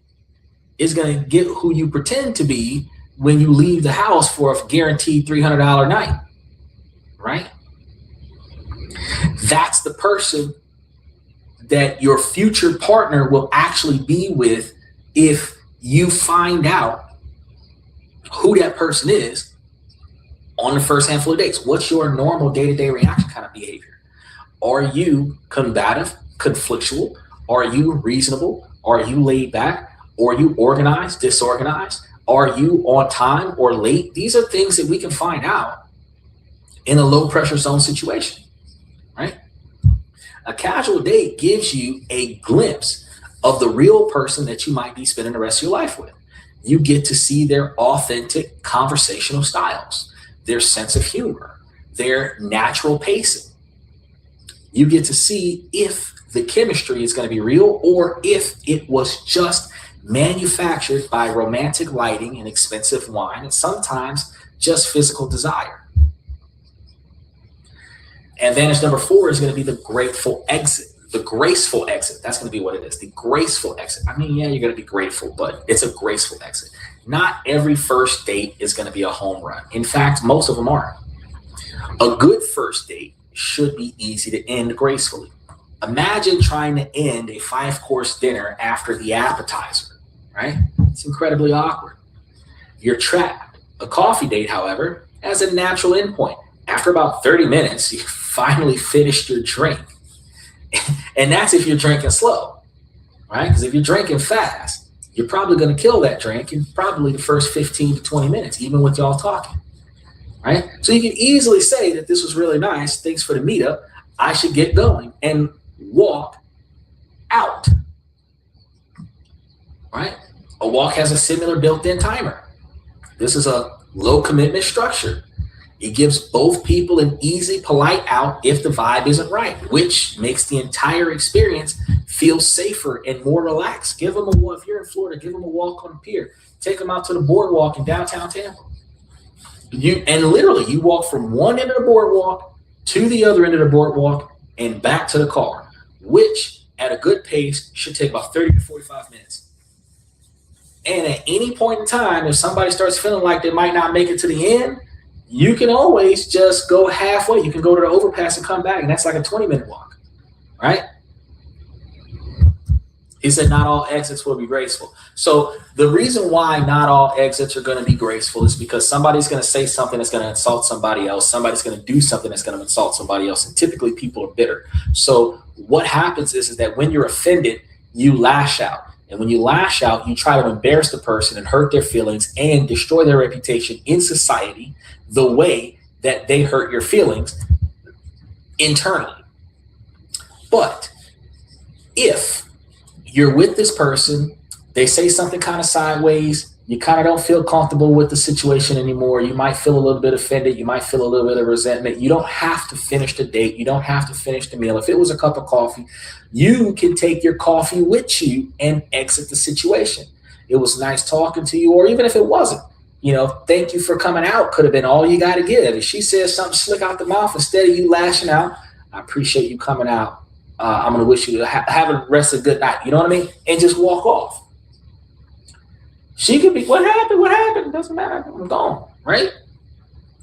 And with the coffee, the coffee date is only going to last till the cup is empty. And if you're still thirsty, you're going to get a refill, which means that I want to stay here. So a $5 cup of coffee turns into a $10 cup of coffee because I want to stay here, right? That's a huge difference. But when you have, which is one of the reasons why I told you, Stephen, when you go out on a date or when you go out for yourself and you prepay for the meal, right? When you sit at the table, if this shit ain't going well, I'm out. Even when you prepay, if you want to take your food to go, you got to wait for them to box the food up. That awkward moment where you can't leave because they haven't packaged up all your food. If you didn't pay for the check before things started, and the awkward moment where they came and brought you the check, you got to wait for the check. You got to wait. Remember, you said you were waiting like 25, 30 minutes for the person to bring you the check. If you were in a bad date, they can get up and walk off. You can. If you're in a bad date where you don't like the date, it's not your fault that the date's not going well. You're not happy with the date, but you're responsible for the bill. You can't leave. You got to wait 30 more minutes to leave because the date isn't going in your favor and you have to clear the check before you leave the room. When you paid for the entire engagement before y'all started interacting with one another, you can easily walk out of the room, which is why I told you guys, pay for the date before the date starts. Prepay for the date. You can even set the date up where you're going to put down a specific quantity of money. That's your half of the bill. and anything above that half, the other person is going to pay. So they know that they're pre-charging you for a specific quantity of money, and anything else is going to be a separate check for the other person. You're not ordering more than X, Y, and Z. And if you know what you're going to order when you go to a restaurant, you can pre-order the stuff for the date, let them know, hey, take my information down. I am personally only going to be responsible for blah, blah, blah, blah, blah. And maybe blah, blah, blah, blah, blah, charge all of this stuff to my credit card. And if the other person wants more than that, they'll get it themselves. They've already got you locked in. He said, oh yeah, I tried to prepay a second time, and the waitress said, we don't like to do that because if you don't like the food, blah, blah, blah, I batted 0 out of 2 on the method. First one I did was wrong. Okay, no, so here's the thing.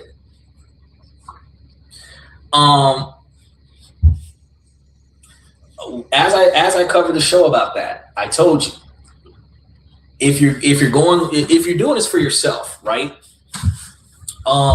You go and talk to the hostess and say, hey, you know, I'm going to spend a specific quantity of money. That's it. You know, let them know. That's the part that you missed. Talk to the manager about it, because see, the servers are used to a bad cook fucking up the food. Now I want my money back. Now that's all right, bro. I'm going to pay for what I'm sitting at this table for. That's all I'm paying for. These are the things that I want. I want to close out the check in the beginning. And if the waitress doesn't want to do it for you, that's okay. Let me talk to your supervisor. That's going to impact her tip, though, because I made the deal that I'm going to give you a specific quantity of money to cover my experience. I'm not going to go over that amount. And supposedly, the tip was going to be included in that amount. So if I was going to spend, like, you're going out there by yourself, if I was going to spend like $100, which is a lot of money for you to go out there by yourself, $25 of that's going to be the tip. This is a lot of money for a fucking tip, which means I'm not going to spend more than $75. You know, and I'm looking at like $25 a plate for some food. I might order 1 plate for here, 2 plates to go, $75, or 1 plate for here, 1 plate to go, $50, and like 3 drinks, which will make it $75, and I'm going to take that to go. Right?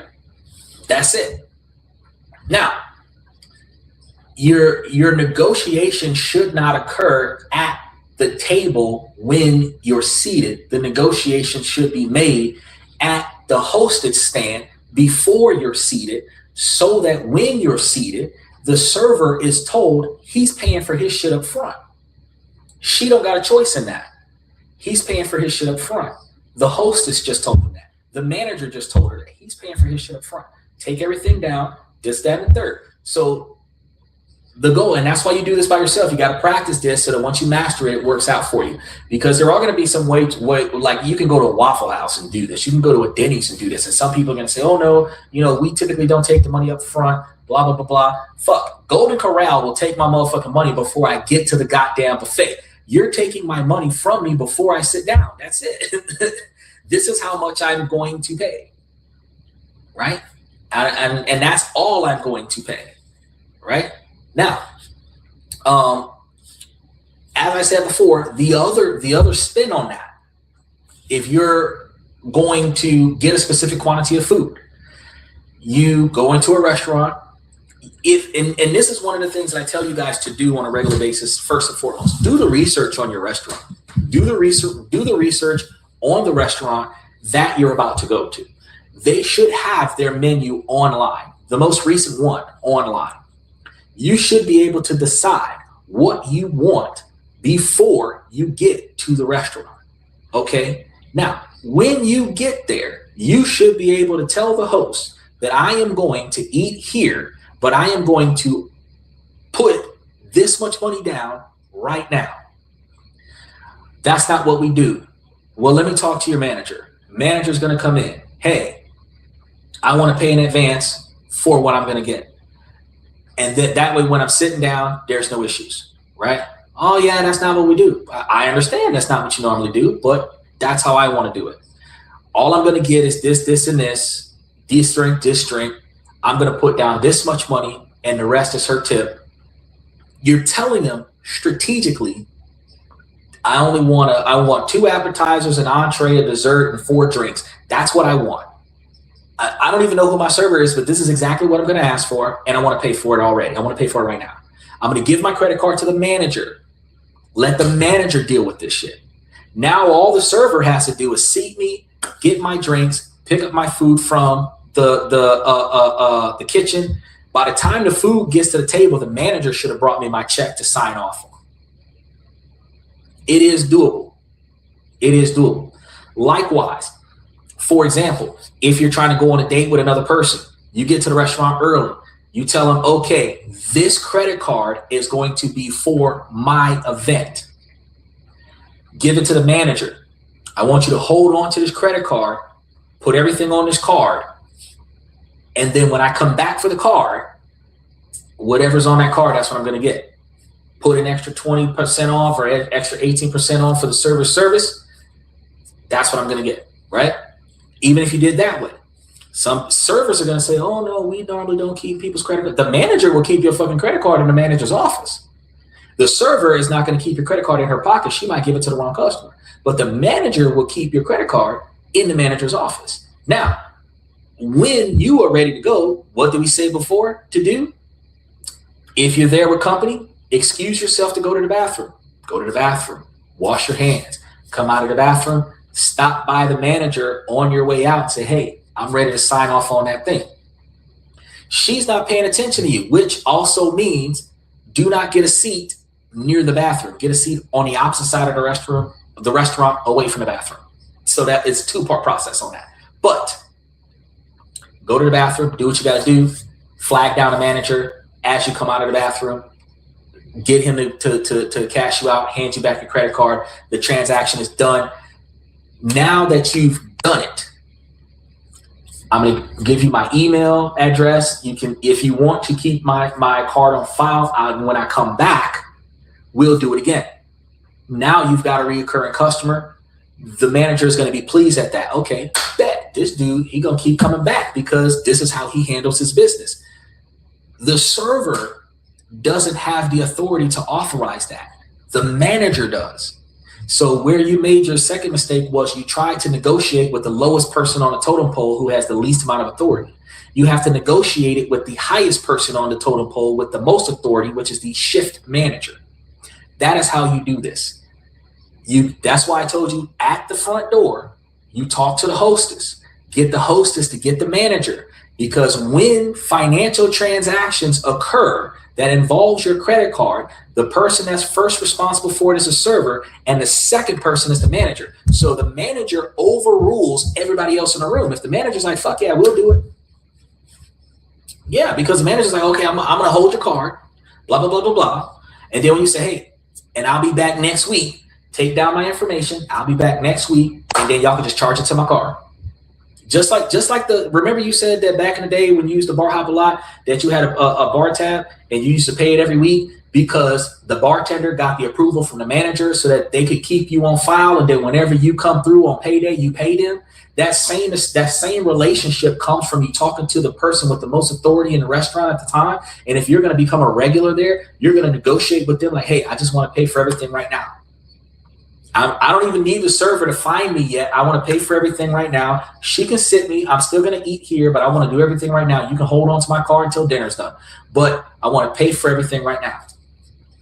I'll come and find you, or I can come and find you towards the end of the meal and sign off on it. Or if you can get it cashed out before y'all get me seated, I can sign off on the paperwork and y'all can just bring me what's on the bill. That is the most effective way, right? So there's 2 options to offer. If it's going to be an open-ended check, hold my card, and then when I come back and find you, I'm going to sign off on this card and take care of everything. Or I'm specifically getting a fixed amount of items for a fixed amount of money, and the difference is a tip for the server, and I want to pay for that right now. I don't want to wait until after I eat the food. Her excuse is going to be, oh, well, some people don't like the food. If the company does not have value in its employees, where the quality of the food is not guaranteed, I don't want to eat here. But if you're guaranteeing me that I'm going to get good food, you're guaranteeing me that I'm going to be satisfied. If you're guaranteeing me that I'm going to get good service, I should be able to pay for it in advance. And now that she knows that table 12 is already gave her $40 for this $200 meal, she better bring me the best fucking service. He said, I'm going to be a smooth criminal with a playbook in my pocket down to seating once I get this method down. Yeah, you're right. You are right. Because first and foremost, you know the restaurant, you're going to ask for a booth. You're going to ask for a booth away from the bathroom. 2-part process, right? So now they're going to put you somewhere away from the bathroom. You're talking to the hostess right now, because they're going to ask you, where do you want to sit? Do you want a booth? Do you want a table? Do you want to sit at the bar? Oh, I want a booth away from the bathroom, but I also want to pay for all of my food right now. I understand this isn't what y'all normally do, but if you can get the manager before you even seat me, I can give him my credit card, tell him what I'm trying to accomplish. The manager can take care of me while you're seating me, so that by the time my server gets to my table with my drinks, what I'm asking for has already been accomplished. If that is your opening discussion with the hostess, hold on a second, sir. Let me go get the manager. You haven't been sat yet.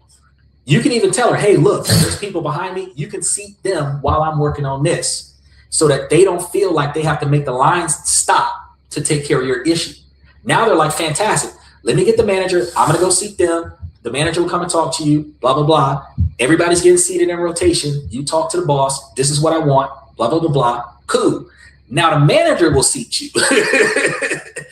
But then the manager's going to go to the server and be like, hey, your boy already paid and he already tipped you. So when that server comes, you're going to get a better treatment in that situation. Now, if you're on a date, like I said, it's going to work twofold.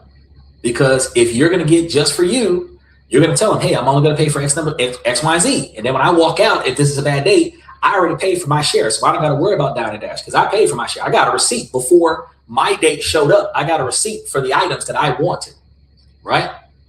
Now, the other half is open-ended check.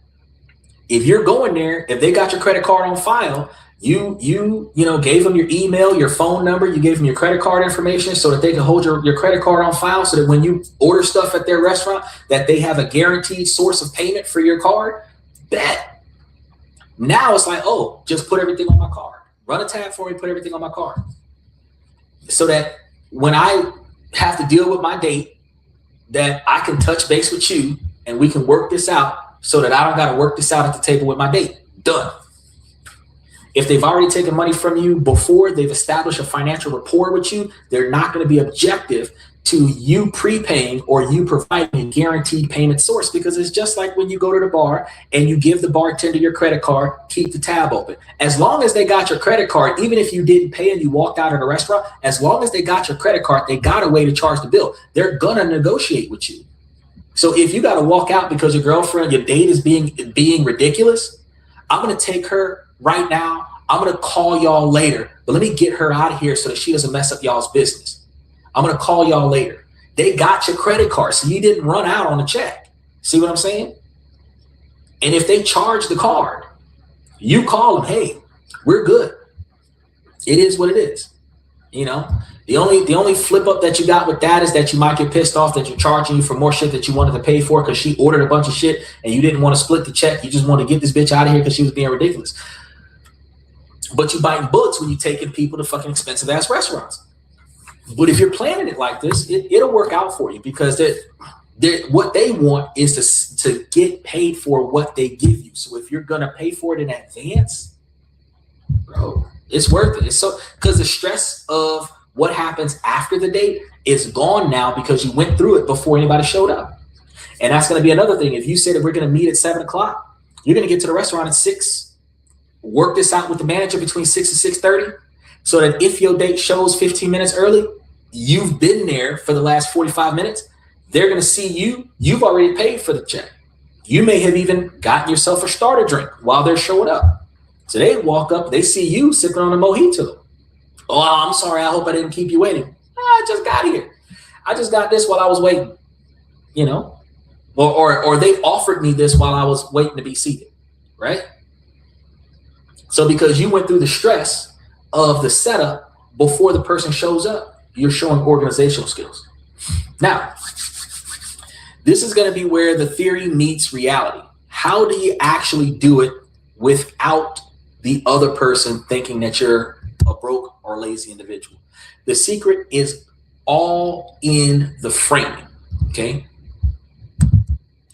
He said, yesterday was the first time I left 0 in tip in a long time. Went to a spot that did not refill my coffee or ask, and bad food. Stood there talking and continued to ignore me, never going back. Here's another way that you can handle the situation. Cash and card.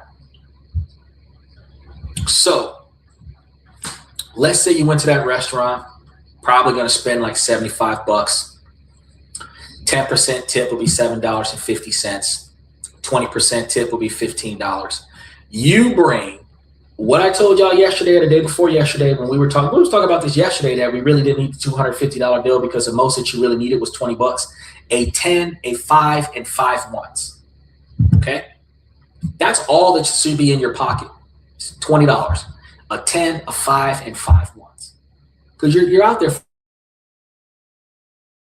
at a spot, if it's a sports bar or some shit, you should not be spending $200 on yourself. You know? And $20 is 20% of $100. And if you're spending less than that, if you're spending $50 and 10% is $5, 20% is $10. So a 10, a 5, and 5 once. That's all you got in your pocket. Now, again, this method is still going to work because what you could have done, pre-ordered all of your food, exact change, no tip. Now, I'm going to put the tip on the table in cash when I leave. That's it. So the server's going to get her money from me when I leave. You can do that too. Now, she gives me shitty service. There's no tip, but I paid for all of my food. I got a receipt. Or you can guarantee improved customer service, because if she thought that you was broke and you weren't going to tip and then she's going to give you bad service, it is self-fulfilling prophecy behavior of servers that do this. Oh, he don't look like the kind of person that's going to tip good, so fuck him. I'm just going to bring him his shit and he can get the fuck out. He ain't going to leave no big tip because all he wants is a fucking cup of coffee and a couple of snacks. He ain't going to spend no pile of money, blah, blah, blah, blah, blah. But if you say that even with a cup of coffee and a bag of chips and I'm going to leave $5 on the table at the very least, if you gave her the tip in advance, this motherfucker gave me $5 for 2 cups of coffee. And pay for the 2 cups of coffee every time I see your cup half empty. Do you want some hot coffee? I'm gonna make you some fresh stuff in the back. Don't drink that creamer. That creamer been here forever. Let me get you the fresh creamer from the back. You're gonna get better service. You understand? When you do for them in advance, we just finished talking about this on the show today. When you do for them, they're going to feel indebted to you, which means that they're going to provide you with a better quantity of service. Because it's a subconscious behavior pattern that this transactional situation, you have already advanced me compensation for what you would expect to be good service. Now I'm going to give you better than good service because everybody who is taught to work is taught to give 110%. So whatever I think good service is, I'm going to give you better than that because you just gave me probably the biggest tip I got today and I haven't even taken your fucking order. Right? You tipped me before I even sat you down. I'm going to give you a damn good experience today. But if you tip after the fact and you let their subconscious mind control their behavior patterns, they're not going to prioritize you. Even in the midst of chaos, they got a bad shift. They're understaffed, overworked. I got too many tables. Everybody's getting up at the same time. I got to bust my tables and seat people. And the kitchen is fucking up. They got somebody new. The food ain't coming out the way it's supposed to come out. This ain't my fault, but I'm going to get impacted by this. You might give them 0 tip because of the dynamic of the environment of that person. But if you gave them that tip before they sat you down, even if my day is shitty, you are going to be treated better than everybody else because I already know that you are going to look out for me because you looked out for me before I sat you down. So even if this is a bad experience, I'm going to get the best out of the worst part of the experience, and everybody else is going to get a lesser experience because I already paid you. Right? All of this stuff plays into it. Now, when we reframe not paying for the first date, you must never frame the date as a cost-saving measure.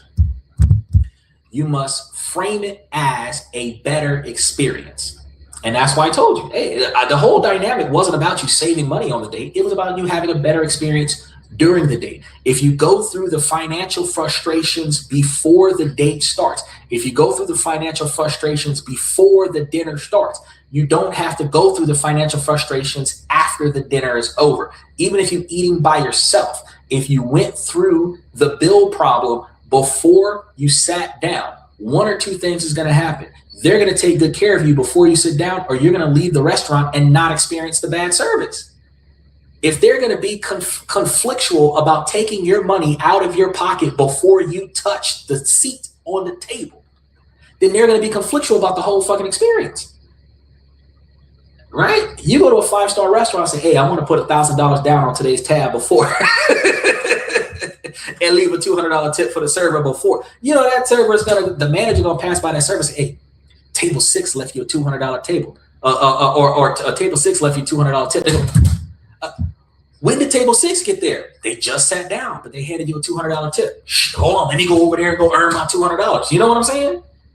So if you hostess, go get the boss. Boss, I want to tip the server before we get started. I want to buy all my food right now. Bring me my receipt, and then I'll wait for y'all to seat me. But give me a booth away from the bathroom. That's it. That's it. I can tell you, matter of fact, I already know what I want. I don't know what my date wants, but I know what I want, and I know that this is how much I'm willing to pay for tonight. I'm going to give you, 100, 200, whatever. And then the server can keep the change. That's it. Now you can sit down. You can have a good dinner. If y'all spend less than $200, you're not counting the money, but if you spend less than $200, you're done. Right? Y'all can just get up and walk out. Your date is going to be freaking out. What are you doing? You're not going to pay? It's already taken care of. Come on, let's go. Most women have not experienced that in middle and lower class environments. Most women have not experienced that. For the bill to be prepaid before she got there, most women don't experience that. And in the mindsets of wealthy individuals, if you were to cover the cost of the dinner, even if you were invited on a dinner, if you were to cover the cost on the dinner without them being aware of it, where it is time to go and the check is already covered, they're going to be impressed because you went in there with the mindset that you are not a charity case, that you are an equal playing field. You got them this time, they will get you next time. It's not even a discussion. It just happens, right? The goal is to make them feel you are choosing this option because it is more fun and more relaxed, not because you're trying to save $20. If you're covering a date, they don't know how much the date costs. You notice when you go out on a date and they bring the check to the table, you look at the bill, and while you're getting your wallet out, she's looking at the bill too. Now she has to decide exactly what she's going to do for you after the fact because she's looking at the bill. The bill never comes to the table. You can have the manager email you a receipt. That way you don't have a paper copy in your pocket. She will never know how much that dinner costs. Don't worry about it. I took care of it. If she is going to show you value, it ain't because of the dollar signs on the receipt, because she never saw the receipt. So first, let's cover what to avoid here. These phrases are attraction killers. So you don't want to say, I'm broke right now, so can we do something cheap? That's not going to work for you. Don't say, I don't like to waste money on the first date. That's a buzzkill too. Don't say, I've been used far too many meals. That's showing trauma. Don't say, let's just do something free. Right? Don't do that. All of these come from a place of negativity and resentment to some magnitude. It's a complaint, not an invitation. Instead, you want to use positive, confident language that shows that you've put thought into this situation. Good framing sounds a little like this. I find first dates are so much more fun when there's less pressure. How would you feel about going for a walk, going to the museum, going to the park? Let me push you on a swing. Let's go watch the sunset on the beach. The most expensive part of going to watch the sunset on the beach is the gas that it takes for us to get to the beach. Even if going to the beach is a free date, but the price of the free date might cost $30 for gas and $5 or $10 because we're going to buy something to drink, whether it's sodas or beers or whatever the case may be. And we're going to sit on a drink and throw back a few drinks and watch the sunset. We might have thought it was going to start off by being a free date and go out there to the beach. And then we decided that we got hungry. We decided to go get something to eat. So it went from being a free date to like a $20 date. But, you know, you're offering something that it initially didn't have a dollar sign to it. Try something like, for a first meeting, I'd much rather do something where we can actually walk and talk. So instead of shouting across a loud restaurant, I think it's easier to see if there's real chemistry when we do something simple. Because a lot of women want to go to this fancy restaurant, and if you go to the fancy restaurant during peak time, everybody's conversating with everybody, and that makes it hard for you to hear your partner. You got to lean in on the table, or y'all got to sit next to one another, and y'all got to lean into one another to talk to one another. If you're doing something where it's just the two of y'all, or even if you're in a public place but there's less people where y'all can hear each other communicate, you don't have to elevate your voice to be heard, right? Try another one. I've got a great idea for a first date that's a little different. And then come up with one of the ones, like I said, let's cook for each other for our first date or something like that. If you see the difference in these type of dialogues, this language is confident.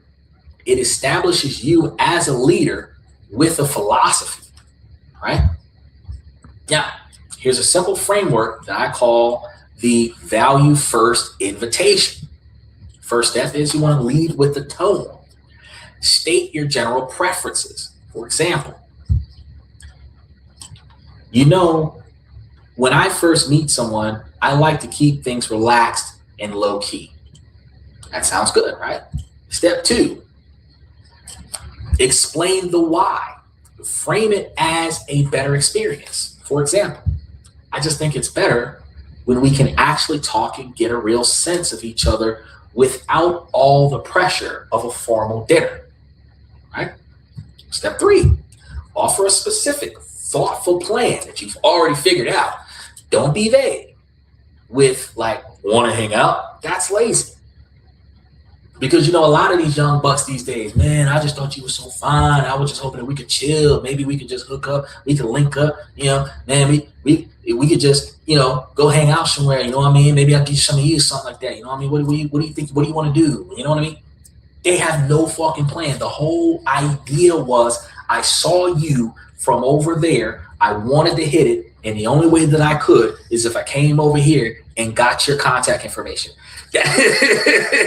That's the vibe that you're giving when you give that long drawn out, can I get your number kind of thing. No, I just want to get you, let me get your number. No, give a thoughtful situation. Like, for example, there's this amazing scenic trail by the waterfront that's beautiful this time of year, closer to the sunset. How about we grab a cup of coffee, go for a walk there Saturday afternoon, right? It'll be cooler out. You know what I'm saying? That makes a lot of sense. That makes a lot of sense. You know the trail. You've been out there. You should have. Because I've told you guys before on the show that you're not planning dates specifically because she's going with you. You're planning a date because that's the shit that you would have done even if she wasn't going with you. If she say no, you're still going. Right? If you invite her and then she stands you up, you're still going. Right? You don't make reservations for a location that you're only going to because she's comes with you. You make reservations for a location that you're going to go to because that's where you want to go. And if she come That's good too. There's a difference between intentional planning and planning out of convenience. Intentional planning is, this is what the fuck I'm gonna do. So you want to join me? You can. You don't want to join me? You don't have to join me. You know what I mean? But if I'm only going because you're going, now the whole event is ruined because she said no. The whole event is ruined because she's got to reschedule. The whole event is ruined because she's running late. I don't give a fuck if you're running late. I was going to pick you up, but since you're running late, meet me there.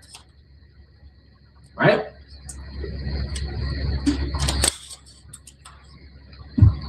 That's what you got to do. Step 4. This is optional. You can add a touch of personalization to it. Connect the idea to something that they've mentioned in the past. For example, I remember you say that you love art, and the City Gallery has a free admission on Thursdays. Would you be up for checking out the new exhibits with me? Plain and simple. This script is confident, it's specific, and it frames the date as a creative adventure. You are not being cheap. You are being a fantastic, intentional date planner. Now, you've got the script, and now you need some ideas. But before we get to these ideas, I want you to understand that just like what Steven's doing, go out by yourself, with yourself, for yourself, right? Enjoy life out by yourself, with yourself, for yourself, because you will find such great places that you would otherwise go by your damn self. Now, one of the good examples is, hey, I was at such and such restaurant last week and they have fantastic pasta. I think you would love it. You should join me. Notice, you should join me is different from can I take you there? You should join me is like, bitch, I'm going whether you go or not because the food is good. But can I take you is less confident, more submissive, and asking for consent. I don't give a damn if you go or not. I'm going. Do you want to go? So a great low-cost first date is public, low pressure, has a flexible duration of time, and sparks conversation. First category we're going to discuss is going to be the outdoors and active dates. The scenic walk or easy hikes, not big ass fucking mountain trails, not mountain climbing kind of shit, easy hikes. Okay? This is going to be the gold standard. Walking side by side feels more collaborative than an interview. When you're face to face, it feels like an interview. When you're side by side, y'all can face where y'all are walking. Y'all can glance back at one another from time to time, right? That feels a little bit more collaborative. And the changing scenery provides endless conversation starters, because if y'all are not really questioning each other the way that, you know, you feel comfortable with, whatever, you can literally change the topic to what's in the area. Look at that dog. Look at this squirrel. Oh, isn't that cat in the baby stroller cute? Stuff to that effect. Side topics, right? You don't have to get into the deep stuff right away. Y'all can just sightsee, right? Watch the sunset at a scenic overlook. Sunsets at scenic overlooks are good places to go. Sunrise, if y'all can do an early morning date, morning coffee, morning jog, something like that. But usually people meet up in the evening times for their first dates. So a sunset is very good. Pure romance on a budget, right? Now, this is going to be a shared, beautiful experience that feels special and intentional, with a natural start and end time, because it starts before the sun goes down and it ends when you can no longer see the sun. So it doesn't have to be dark outside. Y'all don't have to stay there until the stars come out. You can make a second or third date stargazing, but there is a beginning and end to this, right? Stargazing typically is like a third or fourth date kind of situation, because stargazing leads to y'all making out outside the car, romping around inside of the car, stuff to that effect. So strictly platonic situation, sunset. So late evening, 4, 5 o'clock in the afternoon, maybe 6 o'clock in the afternoon, and then hanging out, talking, sipping on something, chilling until the sun goes down, depending on where you're at, 6, 7, 8 o'clock at night. Then that's it. That's it. Y'all done, right? He said a cat in the baby stroller is not cute. That is something that belongs in a horror movie. But you gotta understand, Steven, they got cat strollers, they got dog strollers, they got everything. They got children on leashes with harnesses attached to them. It is a strange dynamic, and it is a cultural thing that non-minorities do.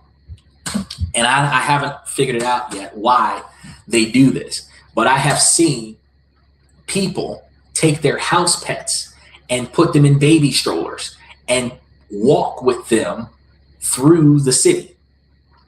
Now, I have no complaint about taking your house pet outside with you, but what benefit does the house pet get if it is in the damn stroller? It is not getting any exercise. If it's in a stroller that's covered up with the cage zip closed, it's not getting any sun. It is just with you so that you can psychopathically hold whole humanoid conversations with a pet in public.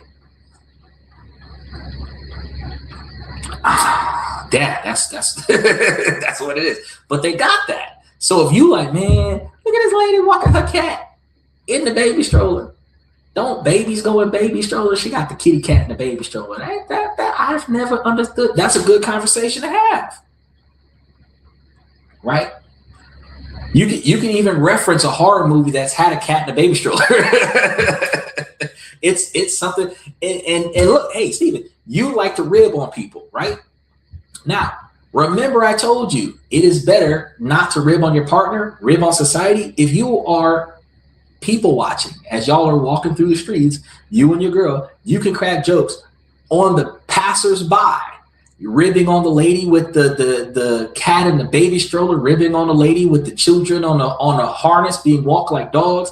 You know, you can take shots, and y'all are getting laughs. Oh, he's so funny, but you never said anything to insult her. It's a fantastic way to go, right?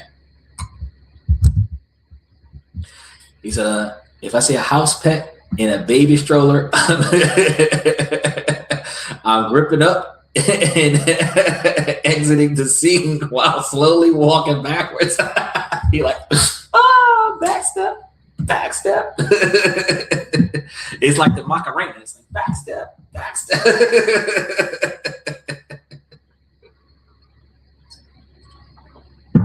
Not gonna lie, man, I've seen some wild stuff, bro. And I be going places with my dog, and the one thing I find it funny is my dog doesn't have a leash that you can see on my dog. Like, the only thing that controls this animal is my voice and a remote, a wireless remote, right?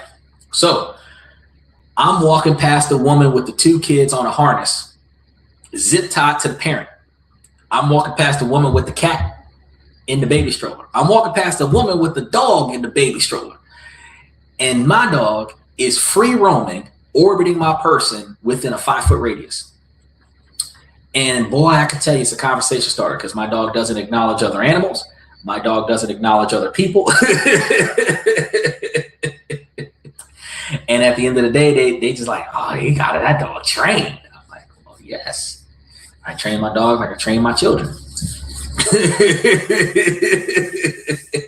Shock collars.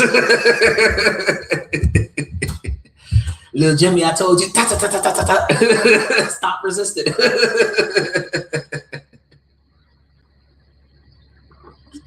Okay, so another idea that's a good date. Hold on. They say seeing all that, will make you consider moving back to the projects. Fuck that shit. I will never go back to the projects. Let me tell you something. Because when you are in a suburban neighborhood, that's where you're going to see that reckless ass behavior. You see children on leashes, you see pets and strollers. That's in a safe neighborhood. The police ain't orbiting the neighborhood. You don't got helicopters flying overhead. You don't got low riders with switches and loud bass and no exhaust and all this other stuff going on. You don't have a group of grown men hanging out next to a beat up car, dressing like they're about to rob you kind of situation, where you feel nervous because you brought more than $20 with you today. You know what I mean? I don't want to be in the projects. I would prefer the strange behind cat, the strange behind dog, and the psychologically and emotionally abused children that are being treated like pets on a leash over what could be if I was in the hood. I'm gonna be real with you. But if you're gonna take a walk in a public park, you're less likely going to find a public park in a low-income neighborhood. You're going to find a public park across the tracks. The closest to a low-income neighborhood is going to be in the lower middle-class area, away from all of that. Which is, if you in the low-income neighborhood, it's going to be like a 25, 30-minute drive to get to that park. That's going to be the park that's got no trash in it. That's going to be the park that doesn't have street fights in it. That's going to be the park that doesn't have the YNs out there with the Glock switches and all that other stuff. You're going to have it's a park that's clean. It's a park that's probably remotely empty, which is a good place for you to go. Now, another good date, like I was saying, is going to be strolling through a botanical garden or a university campus. You're a college student. So if you're not with a college student when you're going on a date, giving her an evening walk through your campus can be romantic to a degree. You don't have to take her to your class, but you can take her to the common areas. You can take her to, if you're in Florida and you go to the Marshall Center, you can take her to the Marshall Center at the University of South Florida. You can go to the food courts. You can take her to some of the on-campus activities, which are all free because the student tuition pays for it. And they don't usually ID students in order to participate in those events. But even if they did, they ID'd you because you're a college student, you go to that college, right? That's actually a big plus, because if she's not a college student and you are a college student, then she knows that you are improving your life without you even having to explain the situation.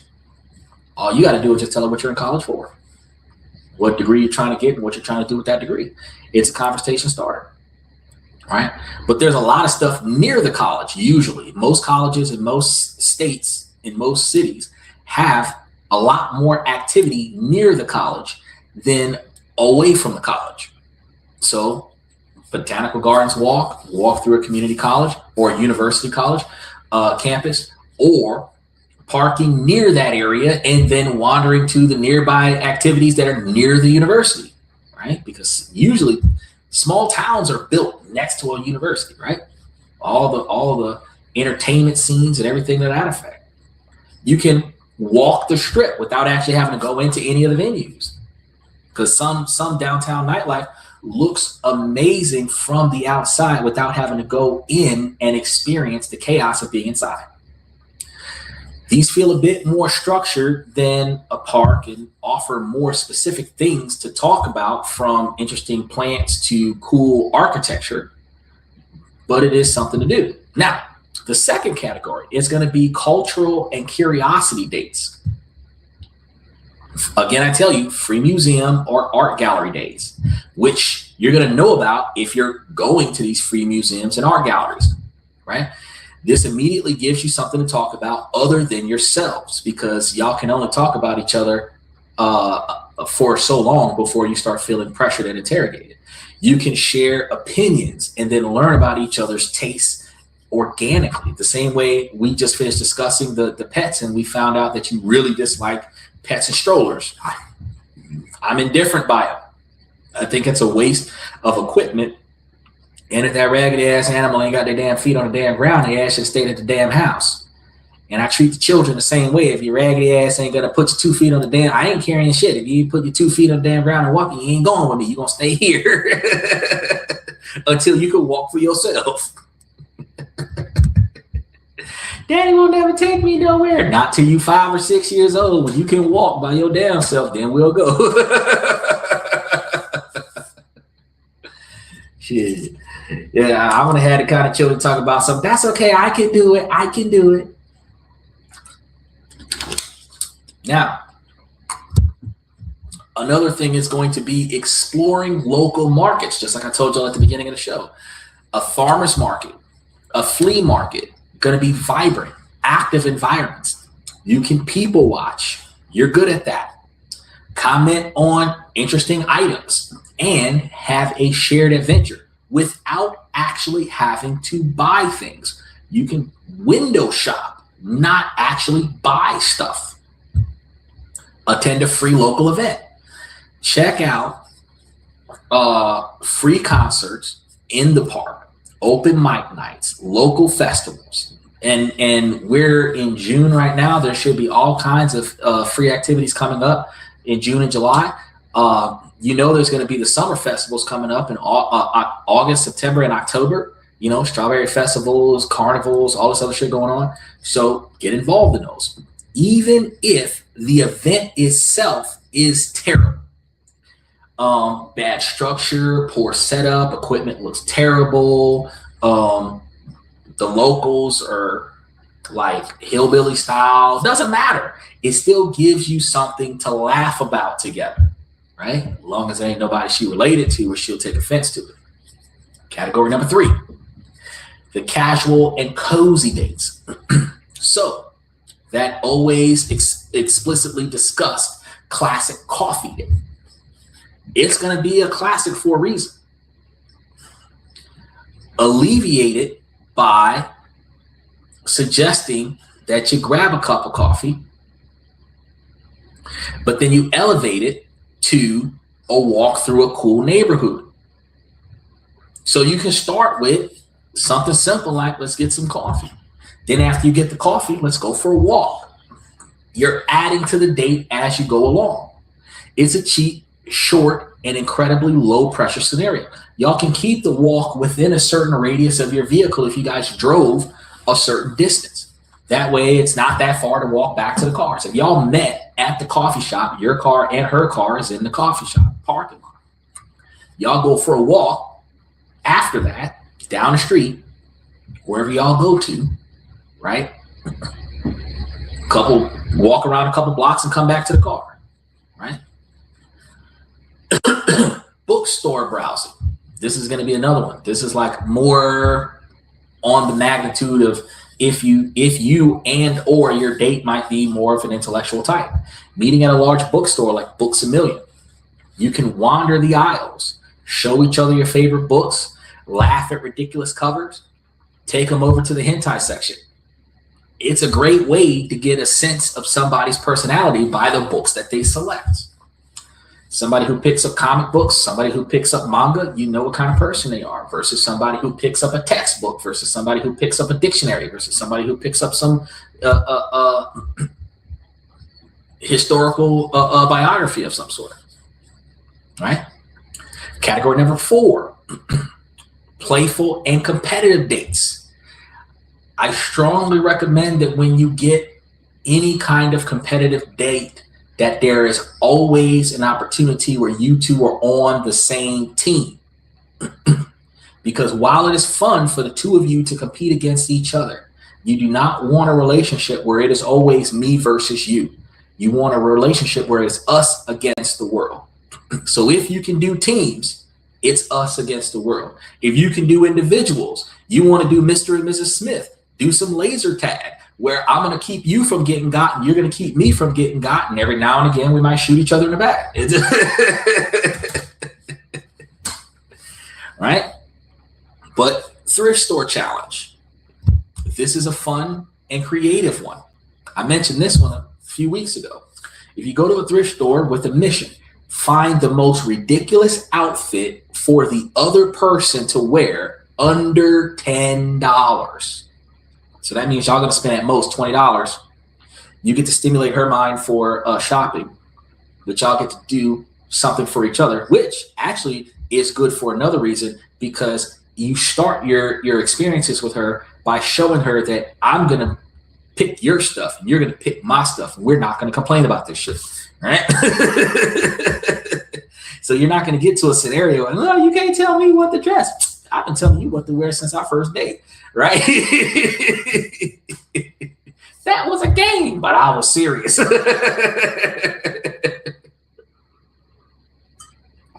It guarantees laughter. It's going to show that you don't take yourself too serious, but you can still be a little serious.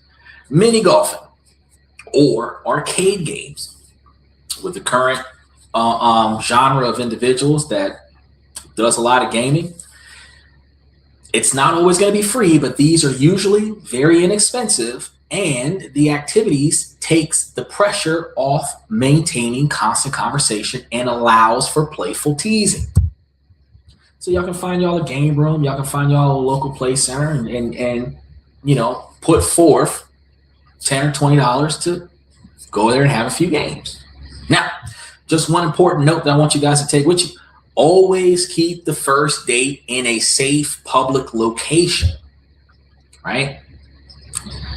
Avoid suggesting a date at your place or theirs, which creates pressure and safety concerns when you're outside of the recommendation of, you know, cooking dinner at the house kind of thing. Because that one is a very good first date, but if they don't feel comfortable with going to your house on the first date kind of thing, all of these other things are very good ideas where that date could be reserved for a third or fourth date scenario, right? But if you were to do like an afternoon, we're going to meet at like 10, 11 o'clock. We're going to go shopping, get some groceries. We're going to meet at your place or mine. And then we're going to do the cooking thing between like 12 and 2. And we're going to make it a dinner thing where I'm going to be out of your house or you're going to be out of my house before 6 or 7 kind of thing. You know what I mean? It's one of those situations where, you know, it can work for you guys. But all of these other dates, you want to do like low pressure, high safety scenarios in open public. Now, you suggested the date. Now comes another crucial date gathering phase, interpreting their responses. Their reaction is a massive tell. So let's start with the green flags. These are responses that should make you feel optimistic about how this is going to go. Enthusiasm, first response, a simple, that sounds like so much fun, is the best possible response. It shows that they are open-minded and excited to spend time with you regardless of the venue. Collaborative spirit could be a response like, a picnic sounds amazing. I can bring dessert. That is a fantastic sign. They see the date as a team effort instead of putting all the weight on your shoulders to organize the event. Focus on connections, such as a response like, I'd love to take a walk. It would be nice to actually be able to talk, right? This is going to signal that their priority is the same as yours, which is the genuine connection. Some flexibility. If they're easygoing about the logistics, Saturday works great for me. It shows that they are low drama and adaptable. Right? Now, where there's good, there's always bad. For the red flags, these responses should give you serious pause. This person is telling you without actually saying to you very early on that you are not compatible with them. Okay? Dismissiveness.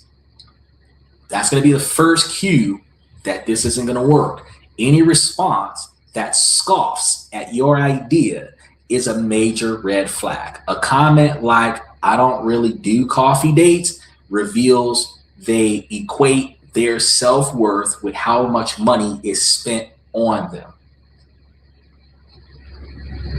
Fuck that.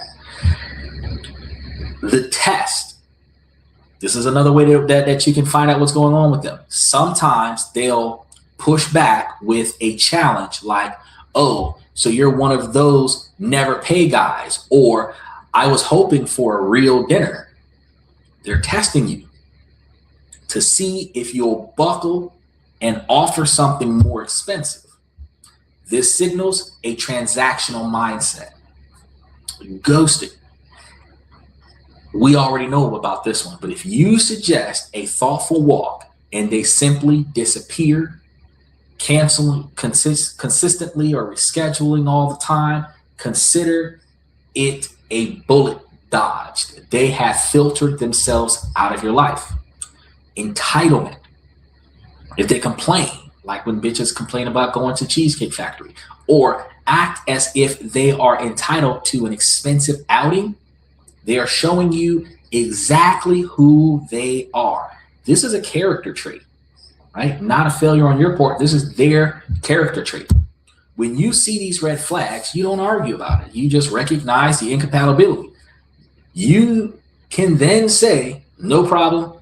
Sounds like we might be looking for different things, and I wish you the best, right? You successfully screened out a bad match, saving yourself time and money and future heartache. Because not only do men get financially invested in women, men get emotionally invested in women.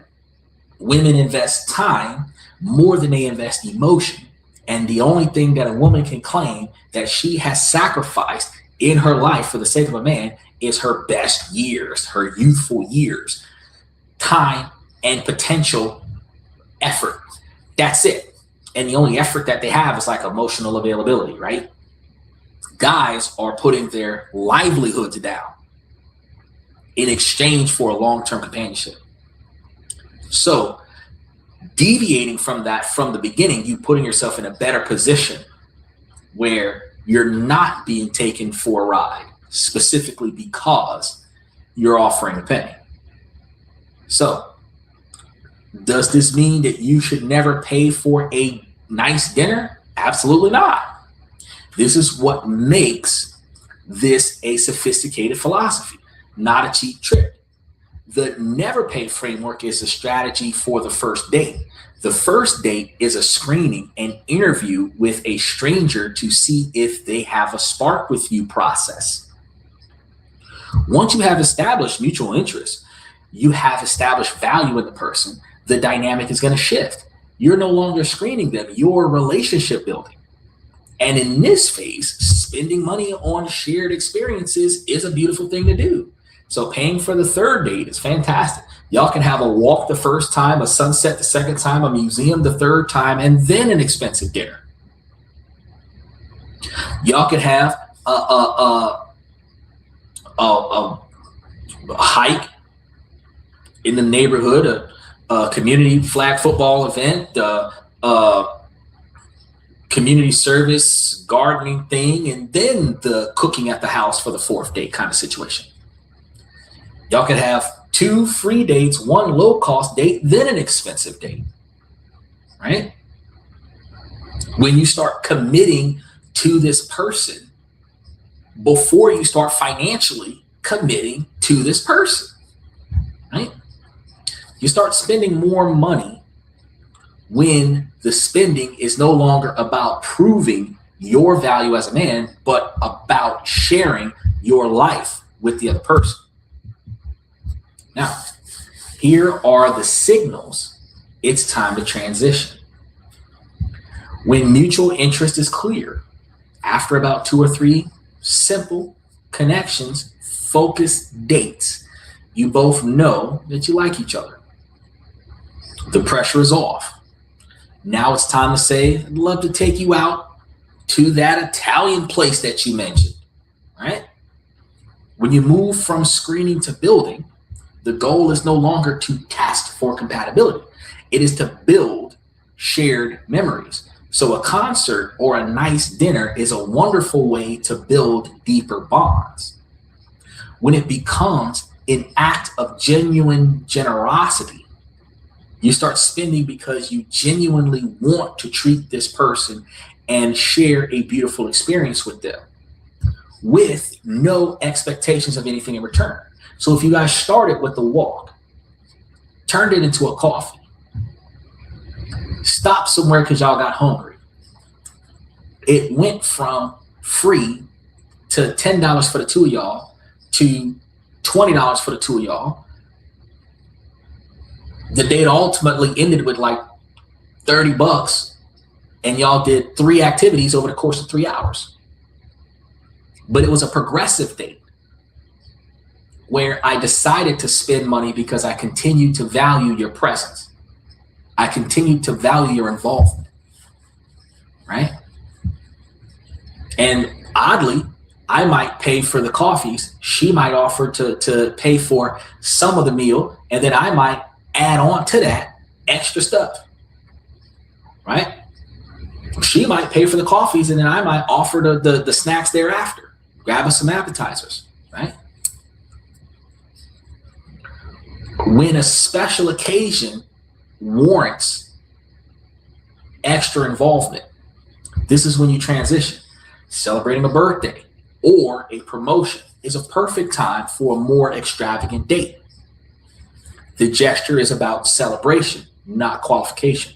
But you do not want to charge it to the Underhills just because you got a promotion. You do not want to keep up with the Joneses just because it's somebody's birthday. But you can go from McDonald's and Wendy's to Olive Garden and TGI Fridays, right? At least once, right? Think of it like this. On the first date, your personality is the main course. Later, a beautiful dinner becomes a shared dessert that you both enjoy together. And this isn't about being stingy. It's about being smart. It's about timing. You can still get to that $300 dinner if that's the 4th date where you had 3 free dates before that,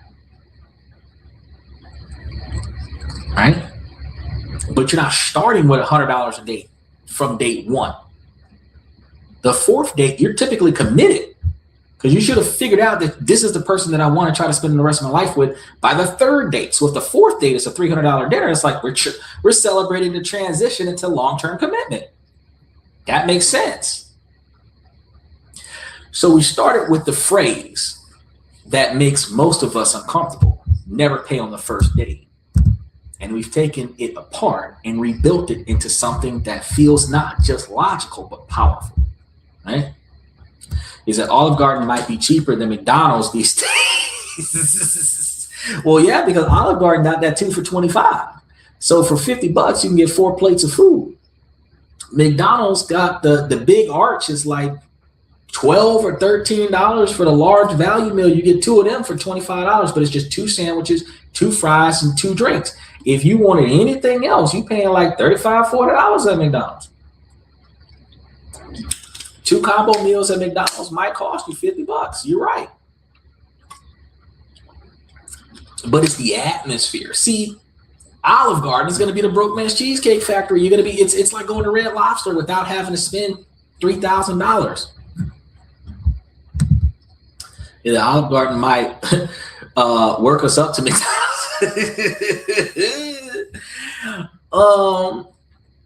I don't think so. I think from Olive Garden, I'd probably work my way in the direction of like TGI Fridays, Ruby Tuesdays, or something to that effect. Because Olive Garden is so affordable, I would coffee at a McDonald's, coffee at a Wendy's, coffee at a Starbucks, coffee at a Chick-fil-A or something like that. But when it comes down to a full-on meal, I don't think I would go to McDonald's just because of the high prices, like you're saying. When it comes down to a full, because when we start talking about a snack, right? Even if it's a $3 snack, and McDonald's, like they got like chicken nuggets for like $3 and stuff like that. Chick-fil-A's got like $3 for a sandwich or $3 for the chicken tender things or whatever the case may be, right? But when you're thinking about a snack, you're getting a snack on the go. You should be, if you're walking through a park or if you're going to a overlook or something to that effect, you're going to walk the beach. There's no McDonald's near there. The McDonald's is going to be closer to inner city. So you're going to find like a mom and pop shop, like a hot dog stand that you can swing by, and it might be $2.50 a dog, and you're going to get 2 chili dogs for $5, something like that. right? A snack on the go. But to say that we're going to go from parking our car somewhere and walk to the McDonald's or meet each other at the McDonald's and we're going to spend $30 at the McDonald's so that we can have 2 combo meals. I mean, this isn't CJ and Denise on San Andreas. We're not about to, you know what I'm saying? Now, when you start saying, well, with the amount of money that it would cost to go to the local McDonald's, we might as well just get a reservation and go to the damn Olive Garden. It is what it is. Like, truth, when you think about it, I could go to Subway and get a foot long and split it with my partner for $7. You get 2 bags of chips, 2 drinks, you're at like $15. But I can go to Subway and get a foot long, 2 6-inch subs for $7 or $8, right? And that's something that we can eat on the go, right? We can pass by Subway and grab something to eat on the go, right? So I agree with you. I think McDonald's is way overpriced. And I mean, if you swing by a Burger King and show them some veterans benefits, you can get you some pretty decent discounts. But yeah, when you start gauging, but that's another thing with your planning though. That's another thing with your planning.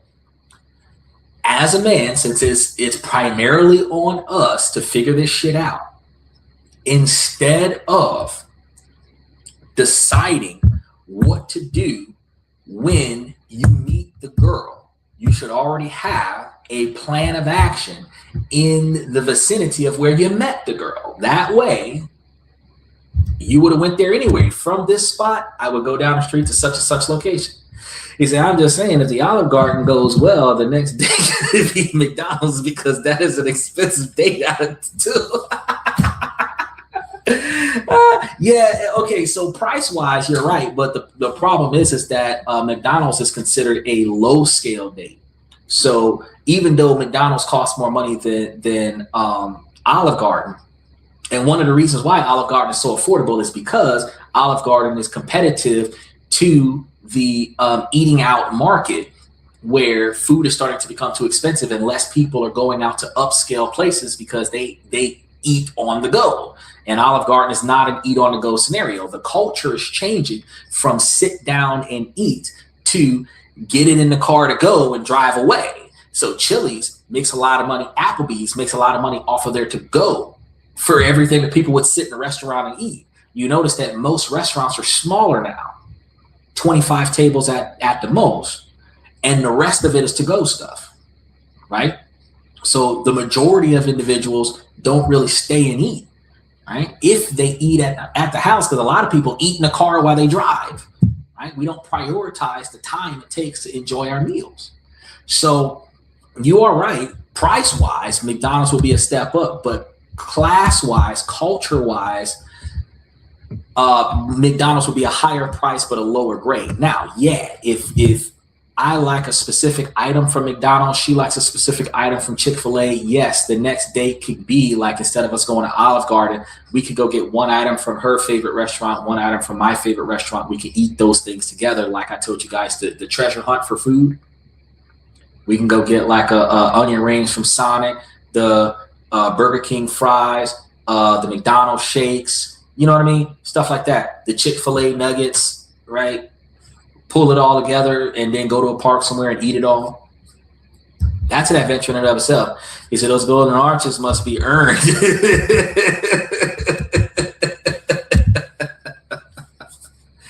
Ooh, you ain't lying about that. Them golden arches are genuine gold. They're not made out of uranium or nothing like that. They're not gold-plated arches anymore. Them genuine gold bricks. Which is expensive. He said Chick-fil-A is out of the question. Well, you got Chick-fil-A, and then you got Quiznos, and then Chipotle. Yeah, a lot of females that love Chipotle. So, I mean, I wouldn't get Chick-fil-A for myself. Most men don't really do Chick-fil-A. College students suffer with Chick-fil-A, and women like Chick-fil-A. So I mentioned Chick-fil-A because if you might want like a Wendy's or a Taco Bell or something like that, and then she might want some Chick-fil-A, and then you will get what she wants from her restaurant and what you want from your restaurant, and then y'all sit there and eat it together. And the method of the madness for that particular type of scenario is that you buy your stuff first, and then buy her stuff last. That way, when y'all get to y'all's destination, her stuff is still hot, right? And you can explain that to her. No, we're going to get yours second. That way yours is still hot when we get to where we're going. Boom. And that kind of covers the spread. It shows thoughtfulness. It shows that you're putting her first, because you're not getting yours first so that you can eat it in the car while y'all are driving. You're getting yours first because your shit's probably going to be cold by the time her shit come out. But you don't really care if your shit's cold because you want her shit to be hot. So you're showing value in her before like you even start buying stuff in the drive-thru kind of thing, right? Now, this philosophy has nothing to do with being cheap and everything to do with being priceless, okay? It's about having the confidence to know that your value isn't measured in dollars. It is measured in your character, your humor, and your ability to connect with another human being. And it also has a lot to do with your ability to plan things. Because one of the things that women want in a man is for a man to be a leader, and leaders plan things. One of the things that men want in a woman is that she's obedient, which means that she goes along with the fucking plan. You know, don't make me draft this goddamn diabolical scheme and then you're going to tell me, I don't like that plan. We need to go with another one. Get out. That's what it is. Get out. Right? This is going to be a strategic decision to stop building relationships on the shaky ground of financial transactions and instead build them on the solid bedrock of authentic chemistry and shared values. By using low pressure, creative first dates, you are not just saving money, you are deploying a highly effective filter. You're weeding out entitlement behavior, attracting secure people, and making dating infinitely more authentic, which is going to build a better reputation for you, because the people who do go out on a date with you, who talk about your dates on social media, are going to talk about how you have some of the more amazing places that they have never been on before, because most guys do the same shit. Expensive dinner to impress the girl. That's it, right? You may even recommend the walk, and then you may even recommend the type of outfit she should wear on the walk. It's going to be hot out there. So you want to bring you some sneakers, low-cut socks, some shorts. You can probably do some yoga pants, you know, whatever, you know, like a tennis blouse or some shit like that. You know, you can pick the outfit for her if she has those things, right?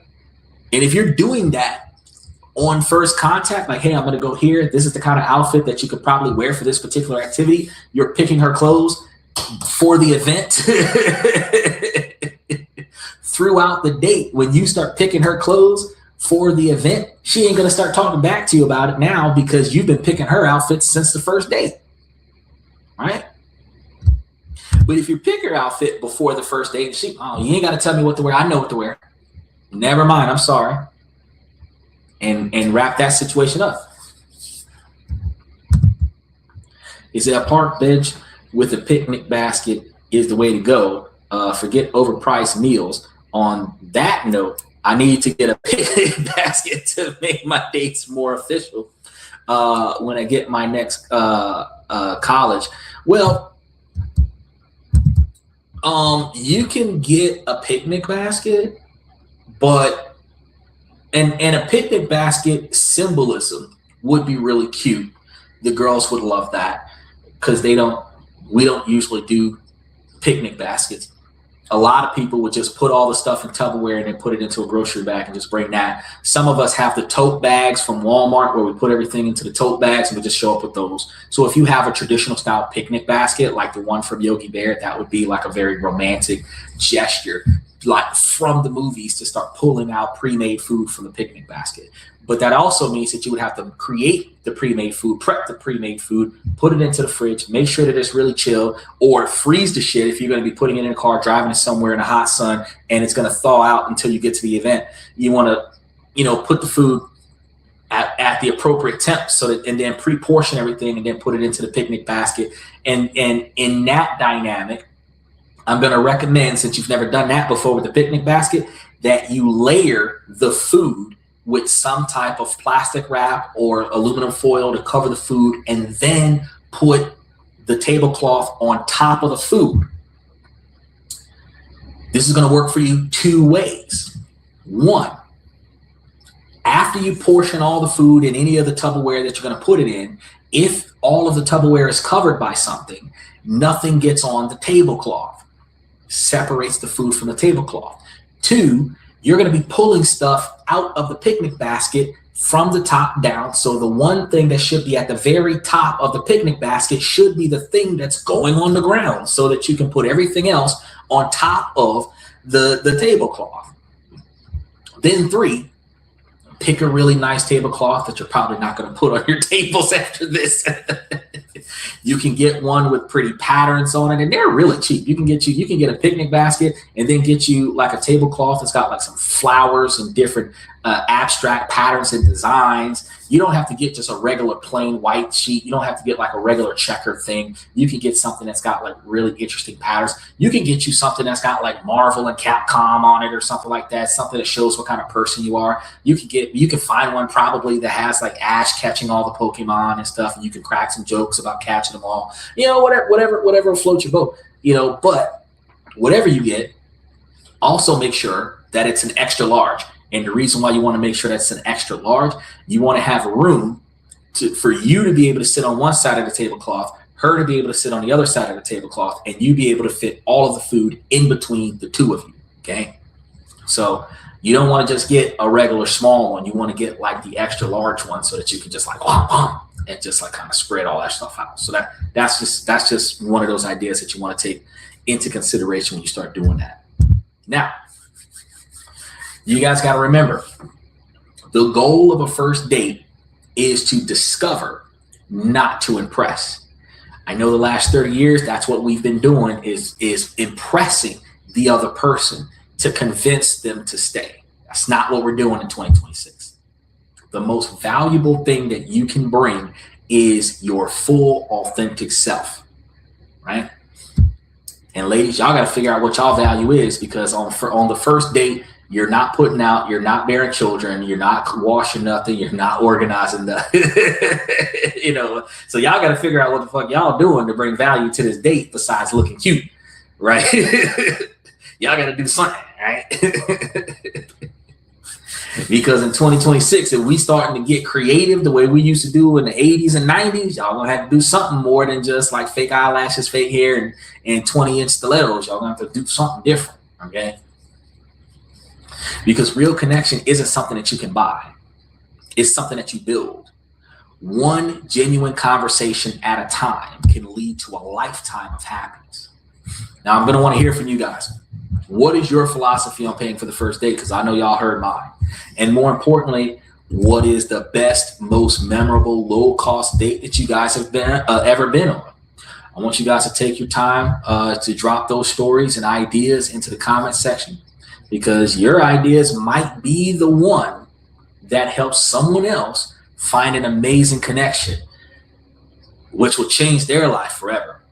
Now, if this changes the way you guys think about dating, I want you guys to do me a favor if you haven't done so already, and I want you guys to hit that like and subscribe button so that y'all will be able to get more of these insider tips on how to improve your personal decision-making skills, to improve your personal life, which improves your financial capabilities. Because with everything that we discussed today over the last 4 hours, you guys have found a way to do more with less and increase your value at the same time. Now, this is not the kind of stuff that you're going to get on the average show. I'm going to be honest with you. Most podcasts do not help you do this. So I want y'all to make sure that y'all swing through here. Steven said, just because it's not the 80s does not mean creativity and kid and play playing in the background should go away. I'm going to be real with you. The average middle-aged person is going to love the way we used to behave back in the 80s. So if you're in your mid-30s and you're trying to date somebody in their 30s, it'll be a blast from the past. If you're in your mid-30s, early 40s, and you're dating somebody in their 20s, it'll be a brand new experience for them. Either way, if you bring the way we used to do things from the 70s, 80s, and 90s into 2026, it is going to be a phenomenal change in comparison to the transactional dating that we have grown accustomed to over the past 20 years. Now, that's all I've got for you guys for tonight. I'm going to start by saying, ladies, as long as the situation doesn't make sense, I'm going to keep asking you ladies to make it make sense. So ladies, please make it make sense. Fellas, I give y'all this information to make y'all higher value men. Y'all have to find things in your life that are inside of your control that you don't like so you can proactively put forth the effort to change them. Then you navigate around the things in your life that are outside of your control. Ladies, while this is a male-driven podcast from the male's perspective, you too can make yourselves higher value women. Prioritizing your 20 and 30-year plan, reverse engineering it to what you need to do today. Proactively performing on a daily basis the tasks that needs to be accomplished today to make your later greater. And then keeping your eyes and ears open for the right personality characteristics, drive, ambition, dedication, integrity, and motivation. So that if this person is able to achieve his goals, you should be able to achieve your goals with him. You have to pay attention to his goals to see how his goals mesh well with your goals. Y'all don't have to have the exact same goals. But if y'all both have long-term satisfaction goals and not short-term gratification goals, y'all both can succeed in accomplishing those goals together where two people can make it to $1 million faster than one. Okay? Now, with that being said, I want to... Oh, there. I'm like, what's going on there? With that being said, I want to thank you guys for coming to This and That. I'm your host, Xander, where we're talking about this, that, and everything in between. And I will see you guys tomorrow night.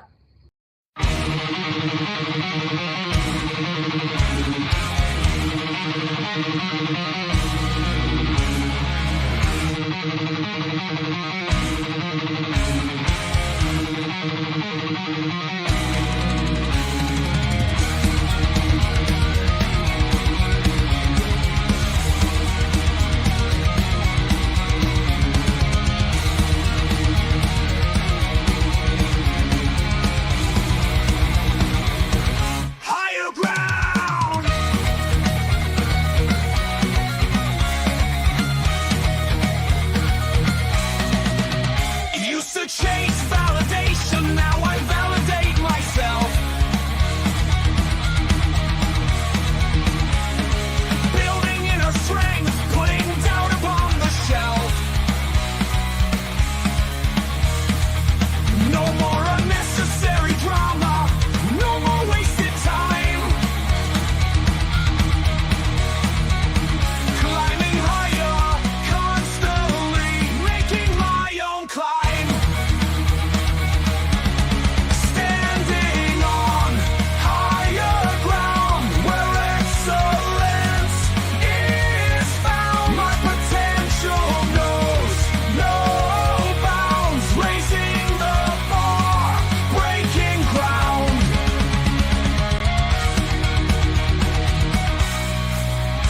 My network is my net worth. Choose your company wise.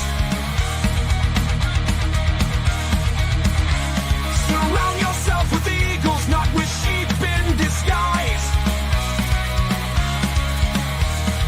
Every interaction is a reflection of my brand. Quality over quantity. That's my personal command.